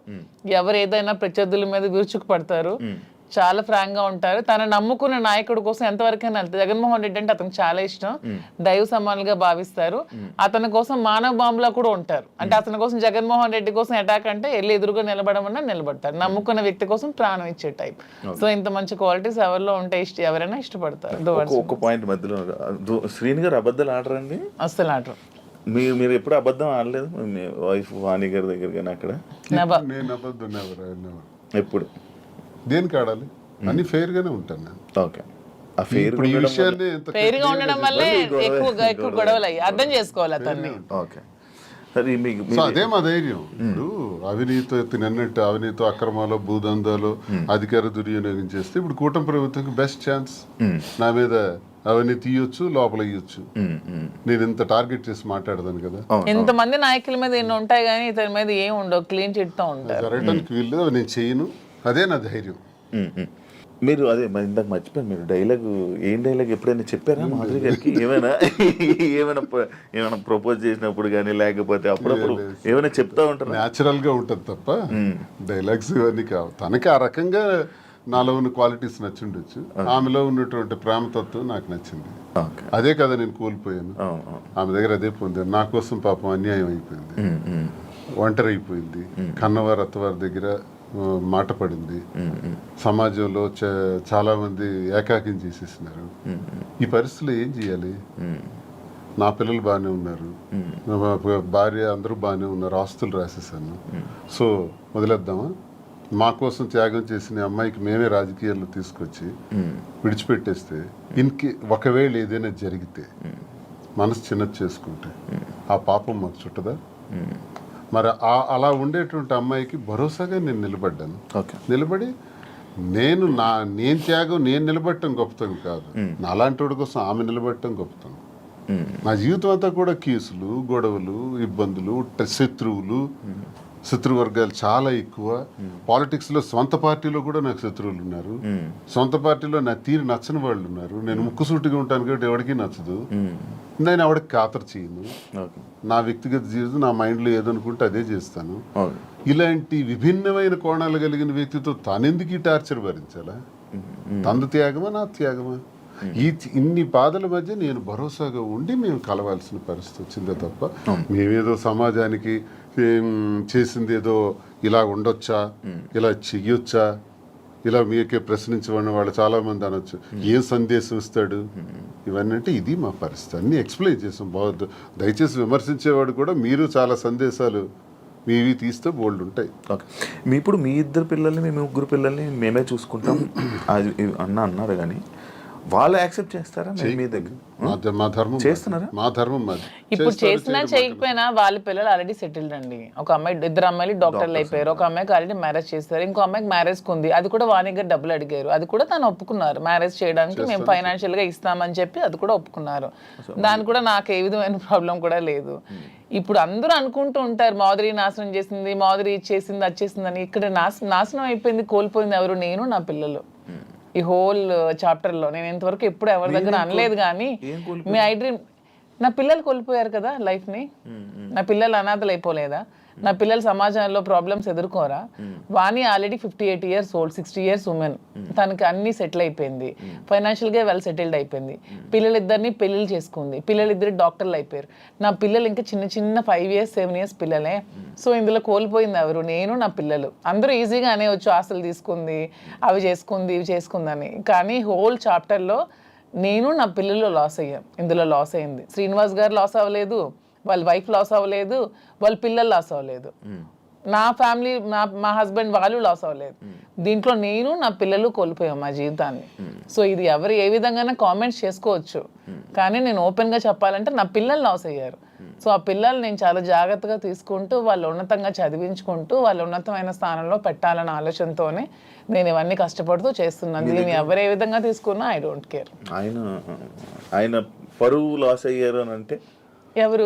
శ్రీనివాస్ గారు పరువు ఎక్కడ లాస్ అయింది? శ్రీనివాస్ గారిని ఎవరు అనట్లేదు. ఇప్పుడు మీరే అన్నారు మాధురియే లాక్కుంది, మాధురియే వశీకరణం చేసింది, మాధురియే మందు పట్టింది అంటున్నారు. కానీ శ్రీనివాస్ గారు మాధురిని వశీకరణం చేశాడు, శ్రీనివాస్ మాధురిని మోసం చేశాడు, శ్రీనివాస్ మాధురిని నమ్మబలికాడని ఎవరు అనట్లేదు కదా. పోతుందంటే దేశద్రోహం చేసిన, అవినీతి చేసిన, ఇంకోడికి తాలూకు ఆస్తులు దోచేసిన, ఇలాంటివి పరుగుపోయాం. అసలు ఇది మా పర్సనల్ ఇష్యూ అండి. పర్సనల్ ఇష్యూకి దీనికి సంబంధం ఏంటి? పర్సనల్ ఇష్యూ మా మానసిక సంఘర్షణ వల్ల మేము తీసుకున్న నిర్ణయాలు. నన్ను క్యారెక్టర్ అసాసినేషన్ చేశారు, నన్ను పొలిటికల్ గా నన్ను ట్రోల్స్ చేస్తున్నారు, నన్ను కామెంట్స్ చేస్తున్నారు, నన్ను కాంట్రవర్సీలో పెడుతున్నారు, ఎన్ని నెగిటివ్ కామెంట్స్ చేస్తున్నారు, నాది కాని వీడియోస్ నేనని పెడుతున్నారు, నాది కాని వాయిస్లు నావని పెడుతున్నారు. ఏ యాక్సిడెంట్ లో ఎన్ని ఒకటా రెండా ఈ 6-7 నెలలుగా నా మీద ఎన్ని చేయాలన్నది ఎవ్వరికి ప్రపంచంలో ఏ పని లేదన్నట్టు, ఒక్క మాధురియే ఉందన్నట్టు నన్నే అటాక్ చేస్తూ, నన్నే ట్రోల్ చేస్తూ, నన్నే సెంటర్ చేస్తూ, నన్నే టార్గెట్ చేస్తూ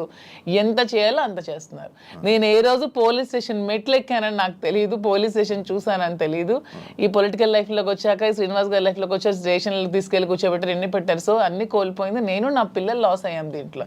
వాణి అది చెప్పొచ్చు ఇంటర్వ్యూల ముందుకు వచ్చి, ఏం కోల్పోయిందో చెప్పమానండి. She is well settled, 58 years 60 years ఆమెకి ఆల్రెడీ తన జీవితం చూసేసింది, లైఫ్ అయిపోయింది, పిల్లలు సెటిల్ అయిపోయారు, హ్యాపీగా ఉంది. తను అదే కోరుకుంది, శ్రీనివాస్ గారి నుంచి దూరంగా వెళ్ళిపోవాలి, నాకు ఇండిపెండెంట్ కావాలని కోరుకుంది. తనకి ఎప్పుడు ఒంటరిగా ఉండటం ఇష్టం, శ్రీనివాస్ గారి దగ్గర బతకడం ఇష్టం ఉండదు. ఎందుకంటే ఆమె ఎప్పుడు కరప్టెడ్, శ్రీనివాస్ గారిని ఎప్పుడు కూడా లంచాలు తీసుకోమని ఫోర్స్ చేస్తుంది, డబ్బు పిచ్చి. ఇతనికి నచ్చదు, అక్కడే మొదలయ్యేది వీళ్ళిద్దరికి గొడవ. ఇతను ఎప్పుడు ఫోర్స్ చేసేది డబ్బులు తీసుకోండి. శ్రీనివాస్ గారు ఎప్పుడు అలాంటివి చేయరు. ఆమె ఎప్పుడు కరప్టెడ్, ఆమె ఎప్పుడు అది చేస్తుంది. శ్రీనివాస్ గారికి ప్రజా జీవితంలో ఉండడం ఇష్టం, ఆమెకి శ్రీనివాస్ గారిని ప్రజలను దూరం చేసి ఆ పదవుల్ని వాణి పొందడం ఇష్టం. ఇవన్నీ కుదరకాలు విడిపోయి ఆమె సెటిల్ అయింది, హ్యాపీగా డైవర్స్ కావాలని. సో ఇక్కడ కోల్పోయింది నేను, నా పిల్లలు మాత్రమే. ఇప్పుడు మీ పిల్లలు మీ దగ్గర ఉన్నారా? నా దగ్గర ఉన్నారు, మీతోనే ఉంటున్నారు. శ్రీనివాస్ గారు ఒక్కొక్కటి ఉంది, మీ గుండెల మీద చేసుకొని చెప్పండి. ఇంటి నుండి బయటకు వచ్చారు కదా, భార్య బిడ్డల్ని మిస్ అవుతున్నాను, లేకపోతే నేను చేస్తుందంతా తప్పు అని ఎప్పుడూ మీకు అనిపించలేదా?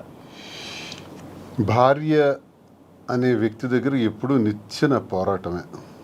మాకెప్పుడు సుఖం లేదు. నాతో ఉండాలని తను అనుకోవట్లేదు కాబట్టి నేను తనతో ఉండాలని అనుకోవాల్సిన దానిలో అర్థం లేదు. ఇకపోతే పిల్లల్ని ప్రాణప్రదంగా పెంచాం, చదివించాం, నా ధర్మం నేను నిర్వర్తించాను. ఇంకో పాపకు పెళ్ళి ఉంది, అది మేమిద్దరం కలిపి నిర్ణయం తీసుకున్నాం. ఆ పెళ్లికి సంబంధించిన ఏర్పాట్లు కూడా చేయాలని. They are on the platform నా. చెల్లిన రూపాయి అంటారు.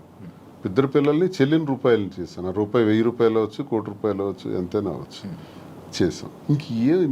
నన్ను వాళ్ళు కోరుకుంటే ఈ పరిస్థితి వచ్చి ఉండేది కాదు. ఇప్పుడు ప్రేమ అన్నదే మనిషిని దగ్గర చేస్తుంది. నేను అనుకుంటే అయిపోదు. ఇంటికి తాళం వేసిన రోజు నేను అదే ఆలోచించాను. ఇంటికి తాళం వేసి 10 రోజులు నాకు కనీసం అవకాశం లేకుండా చేశారు. ఇప్పుడు నేను ఇంటికి తాళాలు తలుపులు విరగొట్టుకుని వెళ్ళొచ్చు. ఇల్లు ఏం చేయాలి? ఎక్కడ కూర్చోమంటారు? ఆత్మాభిమానం చంపుకొని ఆ ఇంట్లో ఎలా ఉండమంటారు? అప్పుడు ఇంతకాలం 28 సంవత్సరాలు నేను వాళ్ళకి ఒక భర్తగా ఒక తండ్రిగా చేసిన కృషి అంతా కూడా నేలపాలు చేసేసినారు. ఇంక నేను ఇల్లు ఏం చేయాలి ఇంటికి? ఇంక నాకు ఎందుకు బాధ ఉంటుంది? గుడ్డమే చేసుకునే చెప్తాను. పిల్లల మీద ఎందుకు ఉంటుంది మరి? వాళ్ళైనా ఆలోచించారా నా గురించి? అమ్మ ఒకటే నాన్న ఒకటే అనుకోవాలి. ఆలోచించారా? కాదు, ఒక భార్యని అనే వర్డ్ ఏదైతే ఉందో బూతు, భార్య పిల్లల్ని అలా అందరి ముందు మీడియా ముందు అలా అనడం కరెక్టా? ఎవరన్నారు? మీరు వాడారు కదా ఎప్పుడు? అప్పుడే ఆ గొడవలు అవుతున్నప్పుడు ఏదో కన్స్ట్రక్షన్ అదే రాంగ్ పోర్ట్రేట్ చేశారు. నేను పలాసలో ఉన్నాను. పలాస నుంచి ఇంటికి వచ్చి నాకు తెలిసింది ఏంటంటే ఇంటి మీదకి దాడి చేశారని. ఇంకా టెక్కలు వచ్చేలోపు 27 కిలోమీటర్లు టెక్కలు వచ్చేలోపే ఇంటి దగ్గరకు వచ్చి బ్లేడ్లు, అవి టాటా డోర్స్, స్టీల్ డోర్స్, వాటిని పవర్ బ్లేడ్స్ పెట్టి కట్ చేసేసి ఇంటి మెయిన్ డోర్ కూడా కట్ చేస్తున్నారు. ఎగ్జాక్ట్ నేను ఆ ప్లేస్లో అప్పుడే వెళ్ళాను. నా కొడకల్లారా, నా ఇంటిని ఎవడో వెధవులు వచ్చి కట్ చేస్తుంటే, ఇప్పుడు మీ ఇంటి మీద నేను ఒక రాయిసిరాను అనుకోండి, ఫస్ట్ మీకు కోపం వస్తుంది. కోపం వచ్చి నా మీద రియాక్ట్ అవుతారు. తర్వాత మిగతా విషయాలు చూస్తాం. ఆ రియాక్షన్లో భాగంగానే నేను వెంటనే అన్నాను అని ఒక కర్ర తీశాను. కర్ర తీసి ఆ కోపంతో ఉద్రేకం అయిపోయాను. నా గేట్ సరిగ్గొట్టేసినారు, ఇంక మెయిన్ డోర్ కట్ చేస్తున్నప్పుడు ఆ ఊగిపోయే ఆ కోపంతో నేను కర్ర తీసి ఇంకా ముందుకు పోతున్నప్పటికీ పిల్లలు వైఫ్ వెంటనే నేలకేసి కొట్టాను. వీడియో మీరు అబ్జర్వ్ చేయండి. అది నేలకేసి కొట్టి 30 రోజుల పాటు లోపల మేడ మీదే ఉన్నాను. మళ్ళీ బయటకు రాల 30 days. ఎందుకు నేలకేసి కొట్టాలి? ఆ వీడియోలో నేను ఆ ఎల్లని పదం వాడింది ఆ ఇంటి మీద కట్ చేయడానికి వచ్చే వాళ్ళ మీద, వీళ్ళ మీద కాదు. కానీ వాళ్ళ మీదకి నేను వెళ్తుంటే వీళ్ళు ఎదురుగా వచ్చినప్పుడు నేలకేసి కొట్టాను. నేలకేసి కొట్టింది కూడా మీరు చూడండి ఆ వీడియోలో. ఎందుకు నేలకేసి కొట్టాలి? పైకి తీసింది, పైకి తీసిన కర్ర ఎవరికైనా తగలాలి, ఏదో జరగాలి, తగలలేదే, నేలకెందుకు కొట్టాను? దాని అర్థం వాళ్ళు ఎదురుగా వచ్చారు కాబట్టి. వీళ్ళు మళ్ళీ ఎదురుగా వస్తున్నారు, నేలకేసి కొట్టేశాను. ఆ బాధ వాళ్ళ మీద ఉండే ప్రేమాభిమానాలతోనే నేలకు కొట్టాను. లేకపోతే కర్ర పైకి లేచి ఉండేది. 4 రోజులు నరకమే అనిపించాను ఇంట్లో. రోజుకి 2 ఇడ్లీలు తిని బతికిన రోజులు కూడా ఉన్నాయి. ఎవరు చూస్తారు? ఇంటి దగ్గర ఇళ్ళే సరెండర్ చేసి అచ్చెన్నాయుడు సహాయంతో చుట్టూ పోలీసులు ఉండి ఓడిపోయానని నాకు చేసిన హింసకు ఇవన్నీ అవసరమా అండి? ఆ రోజు ఎక్కడి నుంచి పోవాలి, ఎక్కడున్నా పర్వాలేదు, లుంగీ షర్ట్ గాడు ఇన్ని విమర్శించిన ఆమె ఆఖరిలో ఒక మాట మార్చింది, ఆయన ప్రాణానికి ప్రమాదం ఉందని. మరి ప్రాణానికి ప్రమాదం ఉన్నప్పుడు ఇప్పుడు 4 నెలలు అవుతుంది, నేను ఎక్కడున్నానో చూస్తున్నాను. మరి ఇప్పుడు ప్రాణానికి ప్రమాదం లేదా? ఇంటికి తాళం వేసావు కదా, తాళం వేసి ఈ రోజుకి సుమారు 2 ఏళ్ళు పైన అయిపోయింది కదా, ఇప్పుడు నా ప్రాణానికి ప్రమాదం లేదా? ఇది సడన్గా వచ్చిన వాక్కులే. మరి అంతకుముందు టెక్కల నుంచే పోవాలన్నావు, ఉండకూడదన్నావు. అసలు పరిష్కార మార్గం ఇదా? భార్యాభర్తల మధ్య జరిగే గొడవకి పరిష్కార మార్గం ఇదా? 4 గోళ్ల మధ్య చర్చించుకోవాలి, లేదా పెద్ద మనుషులకు చెప్పాలి, పరిష్కరించుకోవాలి, లేదా కోర్టుకు పోవాలి. మీడియా ఏంటి? ఇంటికి రావడానికి మీడియా ఎందుకు? కార్యకర్తలు ఎందుకు? ప్రజలు ఎందుకు? అంటే రచ్చ చేయడానికి కదా, నన్ను అబాస్పాలు చేయడానికి కదా, నన్ను క్యారెక్టర్ అసాసినేట్ చేయడానికి కదా. అప్పుడు ఎలా కలుస్తారో చెప్పండి. కానీ ఈ ఇష్యూ అప్పుడు ప్రేమాభిమానాలు ఎందుకు ఉంటాయో నాకు చెప్పండి ఒకసారి. ఈ మ్యాటర్ని మీరు ఏదో రాజకీయం చేసినట్టు ఇప్పుడు మాటల్లోనే అర్థమవుతుంది. అంటే అచ్చెన్నాయుడు గారు ఎందుకు వచ్చారు ఈ ఇష్యూ? అచ్చెన్నాయుడు సహాయం లేదు, పోలీసులు వచ్చి అక్కడ ఆవిడకి ఎందుకండి ఇంటికి ముందు అలా కాదు శివ గారు, ఒక్క నిమిషం అండి. ఈ ఇంటికి రాకముందే మేము ఏ ఇల్లు అయితే కట్టుకొని మా ఇద్దరం ఇంట్లో ఉంటున్నామో, ఈ ఇంటికి ముందు 1 year ముందే ఆవిడ డైవర్స్ కావాలని ఎదురు సెటిల్మెంట్ కోరుకుని ఎదురు సెటిల్మెంట్ అయిపోయింది. ఆమె డైవర్స్ కావాలని అడిగింది. శ్రీనివాస్ గారు పాపం పిల్లల కోసం ఆలోచించి డైవర్స్ వద్దు అది ఇది అని చెప్పినా సరే ఆమె ఏమీ వెనుకొని డైవర్స్ కావాలని 2023లో అడిగింది ఆమె. మేము 2024లో ఈ హౌస్ కన్స్ట్రక్షన్ చేసుకుని మా ఇద్దరం కలిసి ఇంట్లో ఉంటున్నాం. అది ఆమెకు కూడా తెలుసు. ఆమెకు తెలిసే ఫైనాన్షియల్ సెటిల్మెంట్ కోరింది. ఫైనాన్షియల్ సెటిల్మెంట్ కూడా చేసాం. ఎవ్రీ మంత్ డబ్బులు అడిగింది, అవి కూడా ఇచ్చాం. మొత్తం అన్ని చేసింది. సో ఎప్పుడు జరిగింది ఇది? 1 year ముందు జరిగితే 2024లో వచ్చి ఆమె ఇల్లు దగ్గరికి వచ్చి గొడవ చేయడం ఏంటి? సో ఇది కూటమి ప్రభుత్వం, ఈ అచ్చెన్నాయుడు సపోర్ట్ కాదంటారా? మరి ముందు ఆమె డైవర్స్ కావాలని అడిగిన ఆమె ఇప్పుడు ఎందుకు వచ్చి ఇల్లు బ్రేక్ చేస్తుంది? మేము కట్టుకుని ఇల్లు ఆమెకి ఎందుకు కావాలి ఇప్పుడు? ఆ రాత్రి పోలీసులతో పాటు తెలుగుదేశం కార్యకర్తలు ఇంటి దగ్గరికి వచ్చారు. నేను ఒక ఎమ్మెల్సీగా ఉన్నాను కదా, దేనికి వచ్చారు అసలు? అచ్చా పొలిటికల్ ఇంకో విషయం నాకు హయ్యర్ అఫీషియల్ నాకు చెప్పాడు పోలీసులు, సార్ మీరు మొన్న కర్ర తీశారు, మీకు ఆ కర్ర తీసినందుకు 307 పెట్టమన్నారు సార్. 307 పెట్టి చేయమన్నారు, మేము ఎలా చేస్తాం, 307 పెట్టలేము. 307 పెట్టాలంటే వూండ్ ఉండాలి, గాయం లేదు, గాయం లేకుండా మేము 307 పెట్టలేమని చెప్పేసినాం. కానీ మీ మీద మళ్ళీ 307 పెట్టమని ప్రెజర్ ఇచ్చారు. మళ్ళీ same situation second time repeat అయితే 307 మీ మీద పెట్టక తప్పదు, మీరు జైలుకి వెళ్ళక తప్పదు. ఎందుకు ఈ మాట అన్నారో తెలుసా? నాకు 307 పెట్టి లోపలికి పంపిస్తే ఎంటర్ అయిపోతారు ఇంట్లో. మరి ఆ పెద్ద అఫీషియల్ నాకు చెప్పాడు, నేను ఒక ఎమ్మెల్సీగా ఉన్నది, పేరు చెప్పకూడదు, గవర్నమెంట్ అఫీషియల్. అంటే ఏ ధైర్యంతో చెప్పాడు? 307 పెట్టే ధైర్యం చెప్పమంది ఎవరు? ఆ పేరు కూడా చెప్పాడు, అచ్చెన్నాయుడు పెట్టమన్నాడు అని, చెప్పమన్నాడు అని.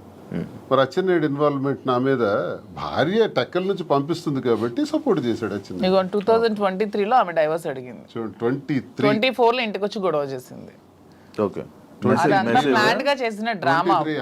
29th August 23 29th. మీరు ఇప్పుడు 24th గురించి మాట్లాడుతున్నారు, 24 ఆగస్ట్ గురించి మీరు మాట్లాడుతున్నారు. ఇదే ఆగస్ట్ 29th నాకు ఇంటి నుంచి వచ్చినటువంటి message, never and ever dare to speak with me, never and ever dare to mention me as your wife in any interview, because we both don't want to have relation anymore. You only mention my name, and I am also not to mentioning you as my husband. I want divorce. అని first తానే. అది 2023. ఈ గొడవ 2024. 2022లోనే గొడవలు జరిగాయి. 2022 నుంచి మా ఇద్దరం కలిసే ఉన్నాం. She know everything. తను మీరు ఇద్దరు కలిసి ఉండండి, నాకు అనవసరం, నాకు టికెటే కావాలని చెప్పి కోరుకుందామె. అలాగని టికెట్ కూడా ఇచ్చేసారు శ్రీనివాస్ గారు. అయినా సరే ఆమె నిలబెట్టుకోలేకపోతే పార్టీ మళ్ళీ శ్రీనివాస్ గారు టికెట్ ఇచ్చింది. సో మా రాష్ట్ర ప్రజల దౌర్భాగ్యం, వాళ్ళ కర్మ చేసుకొని జగన్ చెప్పండి అని అంటే అనుకుంది కాబట్టి ఇవన్నీ జరిగాయి అంటున్నాను. లేకపోతే మా మధ్య ఇవన్నీ ఉండేవి కావు. చెప్తున్నాను, ఆమె చేసిన దానికి ఇవన్నీ జరిగాయి. కానీ ఆమె ఏదో ఏడుస్తూ ఉంటే నమ్మేస్తున్నారు జనాలు. వాణి ఏదో నష్టపోయింది అనుకుంటే, వాణి షీఈస్ వెరీ వెరీ హ్యాపీ. నన్ను బయటకు పుష్ చేయడం వల్ల షీఈస్ ఫీలింగ్ వెరీ హ్యాపీ. అది చాలా మందికి తెలియదు. ఇప్పుడు మీకు ఇప్పుడు వెళ్తారు కదా మీ ఊరు, మీ ఇల్లు కట్టుకున్న ఇంటిదే ఉంటాం. మేము కట్టుకున్న ఇంట్లో ఉంటాం. మీరు కట్టుకున్న ఇంట్లోనే ఉంటున్నాము. ఆమె హ్యాపీగా ఉన్నారు. వాళ్ళకి ఏ నష్టం సార్? వాళ్ళకి ఏముంది? వాళ్ళకి నష్టమే ఉంది. దేనికి లోటు ఉంది? వాళ్ళకి నష్టం ఉంటుంది. అన్ని సెటిల్డ్ కదా. నాకు ప్రాబ్లం ఉంది. ఇప్పుడు నా బండి ఎలా నడపాలి? ఇప్పుడు ఆ పాపకని, రెండో పాపకని పెళ్లికి సంబంధించి, ఇప్పుడు నా నష్టపోయిన ఈ 3 పిల్లలకు సంబంధించి ఈ వ్యాపారాలు, ఈ ఒత్తిళ్ళు ఇప్పుడు నాకున్నాయి తప్ప వాళ్ళకే ఉంది. తనకేముంది చెప్పండి? ఆ వద్దనుకుంటున్నాను, ఫ్రీగా ఉంది. Done, thank you. నేను ఇప్పుడు మీ రాజకీయం మీరు వదిలేసేయండి, మీ బిజినెస్ మ్యాన్ అని, కానీ మీరు కూడా రాజకీయం వదిలేసి ఇప్పుడు మీరు 2022లో మీరిద్దరు ప్రేమికులుగా ఎలాగ ఉన్నారు అలానే ఇప్పుడు నా ముందు ఉండండి కాసేపు. ఇప్పుడు ఈ దేని గురించి మనం మాట్లాడట్లేదు. Actually interview February 14th lovers day. మీరు ఇప్పుడు ప్రేమికులే కదా? February 14th ప్రేమికులం కాదు, మేము ప్రతిరోజు ప్రేమికులం. అందుకే ఇప్పుడు కూడా ఈ February 14th వస్తుంది కాబట్టి, ఇది February 14th స్పెషల్ కాబట్టి మీకు కొన్ని ఉన్నాయి. అంటే మీకు rose day, teddy day, chocolate day లాంటివి తెలుసా? ఐడియా ఉంది కదా? వ్యాలంటైన్స్ డే గురించి కూడా ఉంది కదా. ఏం సార్ అసలు చాలా మందికి దీని మీద అపోహలు కూడా ఉన్నాయి. 270 క్రీస్తుపూర్వం, బిఫోర్ క్రీస్తు, అంటే ఇంచుమించు ఆల్మోస్ట్ 2700 సంవత్సరాల క్రితం రోమ్లో ఒక వ్యాలంటైన్ అని ఒక ప్రవక్త ఉంటాడు. ఆయన ఏం చేశాడంటే కొత్తగా ప్రేమ పాఠాలు, ప్రేమ వివాహాల గురించి చెప్పడం ప్రారంభించాడు. ఆ రోమ్ నగరానికి, దేశానికి రాజు అయినటువంటి క్లాడియస్ ఏంటంటే ఇలాంటి ప్రేమ పాఠాలు చెప్తున్నాడు, వీడికి చంపాలి అని కొంచెం కోపం పెంచుకుంటాడు. ఇదే టైంలో క్లాడియస్ కూతురు ఇతను లవ్ చేస్తుంది. ఆయన ప్రేమ పాఠాలు విని, ఎవరిని? వ్యాలంటైన్స్. అప్పుడు రాజు ఏమిటంటే ఆయన్ని చంపేస్తాడు, హ్యాంగ్ చేస్తాడు. అదే February 14th. అక్కడికి 20 సంవత్సరాల తర్వాత గెలాషియస్ అనే మరో ప్రవక్త, ఇది చాలా గొప్ప రోజు, ఇది మనకి ప్రేమతత్వాన్ని నేర్పించారు. వ్యాలంటైన్ ప్రేమ అంటే తల్లి తండ్రులు పిల్లలకి మధ్యన ఉండేది, అక్కచెల్లెల మధ్యన ఉండేది, అన్నదమ్ముల మధ్యన ఉండేది ప్రేమ. ఆ ప్రేమకు అర్థం ఉంది. ఆ ప్రేమకి రిలేషన్ ఉంది. కానీ స్నేహితుల మధ్య ఉండే ప్రేమ, ఒక ఆడామగ మధ్య ఉండే ప్రేమ, దానికే రిలేషన్ ఉంది. ఆ తత్వం గురించి తెలియజేశాడు ఆ ప్రవక్త వాలంటైన్. కానీ ఆయనకు ఊరేశారు. అలాంటి వ్యాలంటైన్కి ఉరేయటం వల్ల అతను గొప్పవాడు, గొప్ప ప్రవక్త, ప్రేమతత్వం నేర్పిన ప్రవక్త. కాబట్టి ఆయన రోజుని నేను ప్రేమికుల రోజుగా నిర్ణయిస్తానని గెలాసియస్ అనేటటువంటి మరో కింగ్ దాన్ని డిసైడ్ చేస్తాడు. సో ఇప్పుడు వరకు కొన్ని దేశాలు దీన్ని అంగీకరిస్తారు, కొన్ని ప్రాంతాలు వ్యతిరేకిస్తారు, అపోహలు పెట్టుకుంటారు. జరిగిన కథ ఇది. సో దీనివల్ల మనం నేర్చుకోవాల్సింది ఏంటంటే ఈ ప్రేమతత్వాన్ని ప్రతి వ్యక్తిలో కూడా ఉండాలి. స్నేహితుల మధ్య ఉండాలి, కుటుంబాల మధ్య ఉండాలి, భార్యాభర్తల మధ్య ఉండాలి. ఆ ప్రేమతత్వం ద్వారా మేము ఈరోజు ప్రేమతోనే ఇంతవరకు వచ్చాం కాబట్టి ప్రేమతోనే ఉంటున్నాం కాబట్టి వాస్తవమైన మాటలు నా మనసులో ఉన్నది నేను ఆమెకు చెప్పాలి, ఆమె నాకు చెప్పాలి. చెబుతూ అందరూ ఇలాగే ఉండాలి, ప్రేమతో ఉండాలి. ప్రేమతో ఉంటే దేశాలే గెలవచ్చు, ఏ జయాలను పొందొచ్చు. రాజ్యాలే ప్రేమ లేకపోతే రాజ్యాలు కోల్పోతాం, ప్రేమ ఉంటే రాజ్యాలే గెలవచ్చు. ఒక్క మాటతో, ప్రేమపూరితమైన మాటతో అన్నీ గెలవచ్చు. కాబట్టి ప్రేమతత్వాన్ని పెంచుకోవాలని వ్యాలంటైన్స్ డే చెప్పిన ఈ రోజుని ఒక 10 రోజుల పండగగా, 5 రోజుల పండగగా, 3 రోజుల పండగగా చేసుకుంటారు. అదే మీరు ఇప్పుడు చెప్పిన టెడ్డీ అని. అది ప్రేమ గురించి ఎప్పుడు తెలుసుకున్నారు? అంటే చదువుకున్నారా? లిటరేచర్ కదా బేసికల్ గా. నేను MA English literature and law student. ఇవన్నీ చదువుకోవాలి. మహాభారతం చదివాను, రామాయణం చదివాను, భాగవతం చదివాను.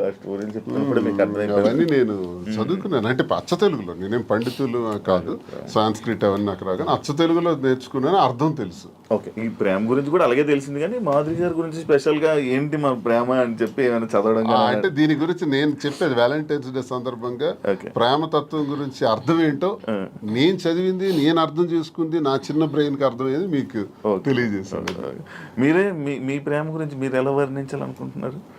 అంటే శ్రీనివాస్ గారి మీద నాకున్న ప్రేమ గురించి మా ప్రేమ వర్ణించడానికి మాటలు సరే.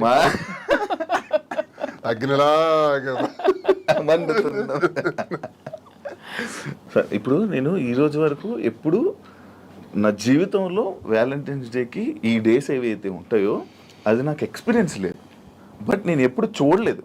అంటే ఎలా ఇచ్చుకుంటారు, ఎలా మాట్లాడుకుంటారు, ఏం నేను ఉండేది అవన్నీ అయిపోయాయి సార్. కానీ ఇప్పుడైతే ఏం లేదు, ఖాళీ. ప్రేమ ఉండాలి జీవితంలో. దొరకట్లేదు సార్. నేను ప్రేమనిస్తున్నాను. చూడండి, ఎవరైనా శివన్ మీరు ఎప్పుడైతే ప్రేమిస్తారో గ్యారంటీగా ప్రేమించే వ్యక్తులు దొరుకుతారు.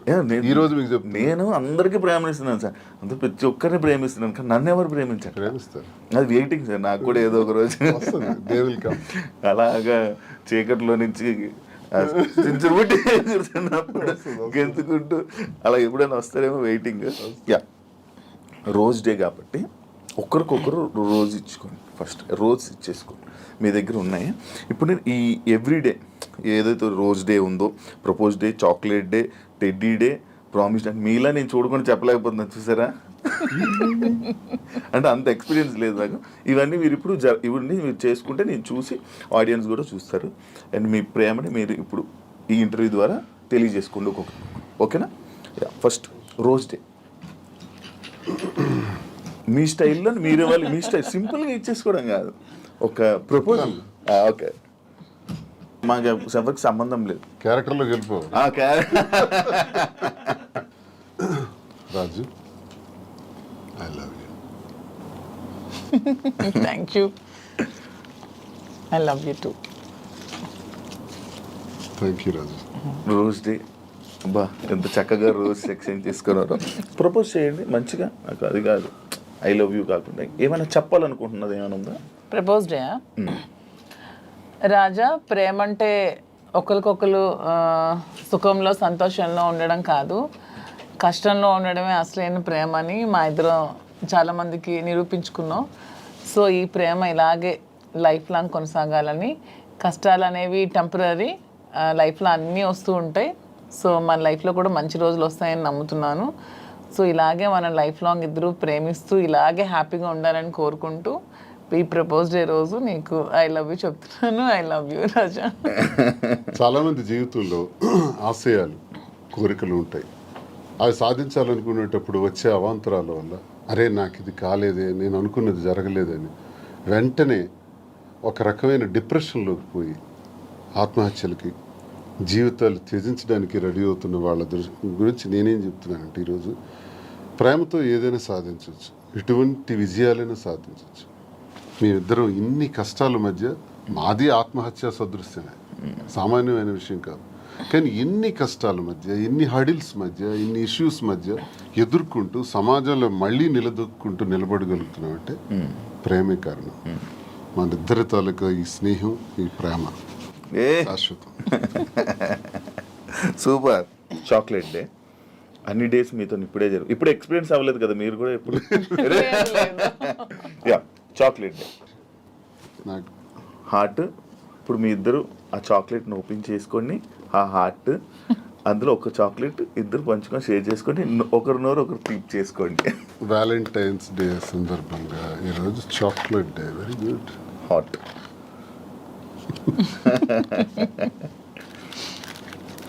చాక్లెట్, నీకు ఇష్టమైన చాక్లెట్? నాకు యాక్చువల్గా చాక్లెట్స్ అంటే చాలా ఇష్టం. అవునా? అందుకే సార్ తెచ్చి ఇచ్చారు. ఏదైనా వేడుక స్వీట్తోనే స్టార్ట్ చేస్తారంట.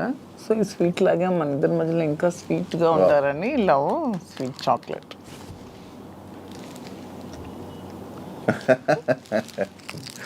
మన ఇంటర్వ్యూ ద్వారా మీకు అన్ని డేస్ అయిపోతున్నాయి. వ్యాలంటైన్ వీక్ అయిపోయింది. ఇప్పుడు టెడ్డీ డే. రాజు,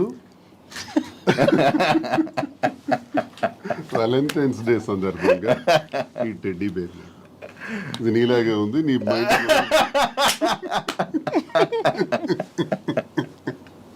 అంటే క్యూట్ ఉందనా? అంటే నేను టెడ్డీలో చబ్బీగా ఉన్నానని. అచ్చా, సూపర్. Thank you. ఇప్పుడు థ్యాంక్ యూ చెప్పారు. Promise day. ఒకరికొకరు ప్రామిస్ చేసుకోవాలనుకుంటే ఏం ప్రామిస్ చేసుకోవాలనుకుంటున్నారు? రాజు, నన్ను నమ్మి నా కోసం నిలబడినటువంటి నీకు నేను ఉన్నంత వరకు తోడుగా ఉంటాను, అండగా ఉంటాను. ఇది మాట. మీరు ఇది ఇప్పుడు చాలా మంది ప్రిడిక్షన్స్ అని ఎవరెవరో జ్యోతిష్య శాస్త్రాలు అంటే ఎవరెవరో చెప్తున్నారు మన ఇద్దరం ఏదో కష్టాలు వస్తున్నాయని, వీళ్ళు త్వరలో విడిపోతారని, ఏవో మన ఇద్దరి మధ్యన ఊహాగానాలు. వాటికి అతీతంగా ఒకటే సమాధానం చెప్తున్నాను, జీవితాంతం నా ప్రాణం పోయేంత వరకు ఈ చేయి విడవనని ప్రామిస్ చేస్తాను. సూపర్. ఇప్పుడు అసలేం టాస్క్. ఒకసారి నిల్చుంటారా? Hug day. హగ్ చేసుకుని ఏం చెప్పుకోవాలనుకుంటే హగ్ చేసుకోండి. నాకు ఎంత స్ట్రెస్ ఉన్నా సరే, ఎవరికైనా సరే ఎంత స్ట్రెస్ ఉన్నా, మన లైఫ్లో ఒక రైట్ పర్సన్ ఉన్నప్పుడు అతన్ని హక్ చేసుకుంటే ఆ స్ట్రెస్ అంతా పోతుందని నేను నమ్ముతున్నాను. రాజా హక్ చేసుకున్నప్పుడు నాకు కూడా అలాగే స్ట్రెస్ అంతా పోతుంది.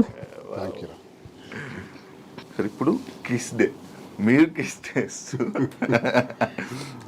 చెప్పండి మీ స్ట్రెస్. Okay, super.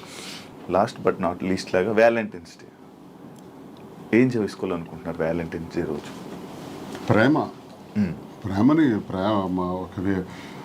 ఇద్దరి మధ్య ఉండే ప్రేమకే చిహ్నం వ్యాలంటైన్స్.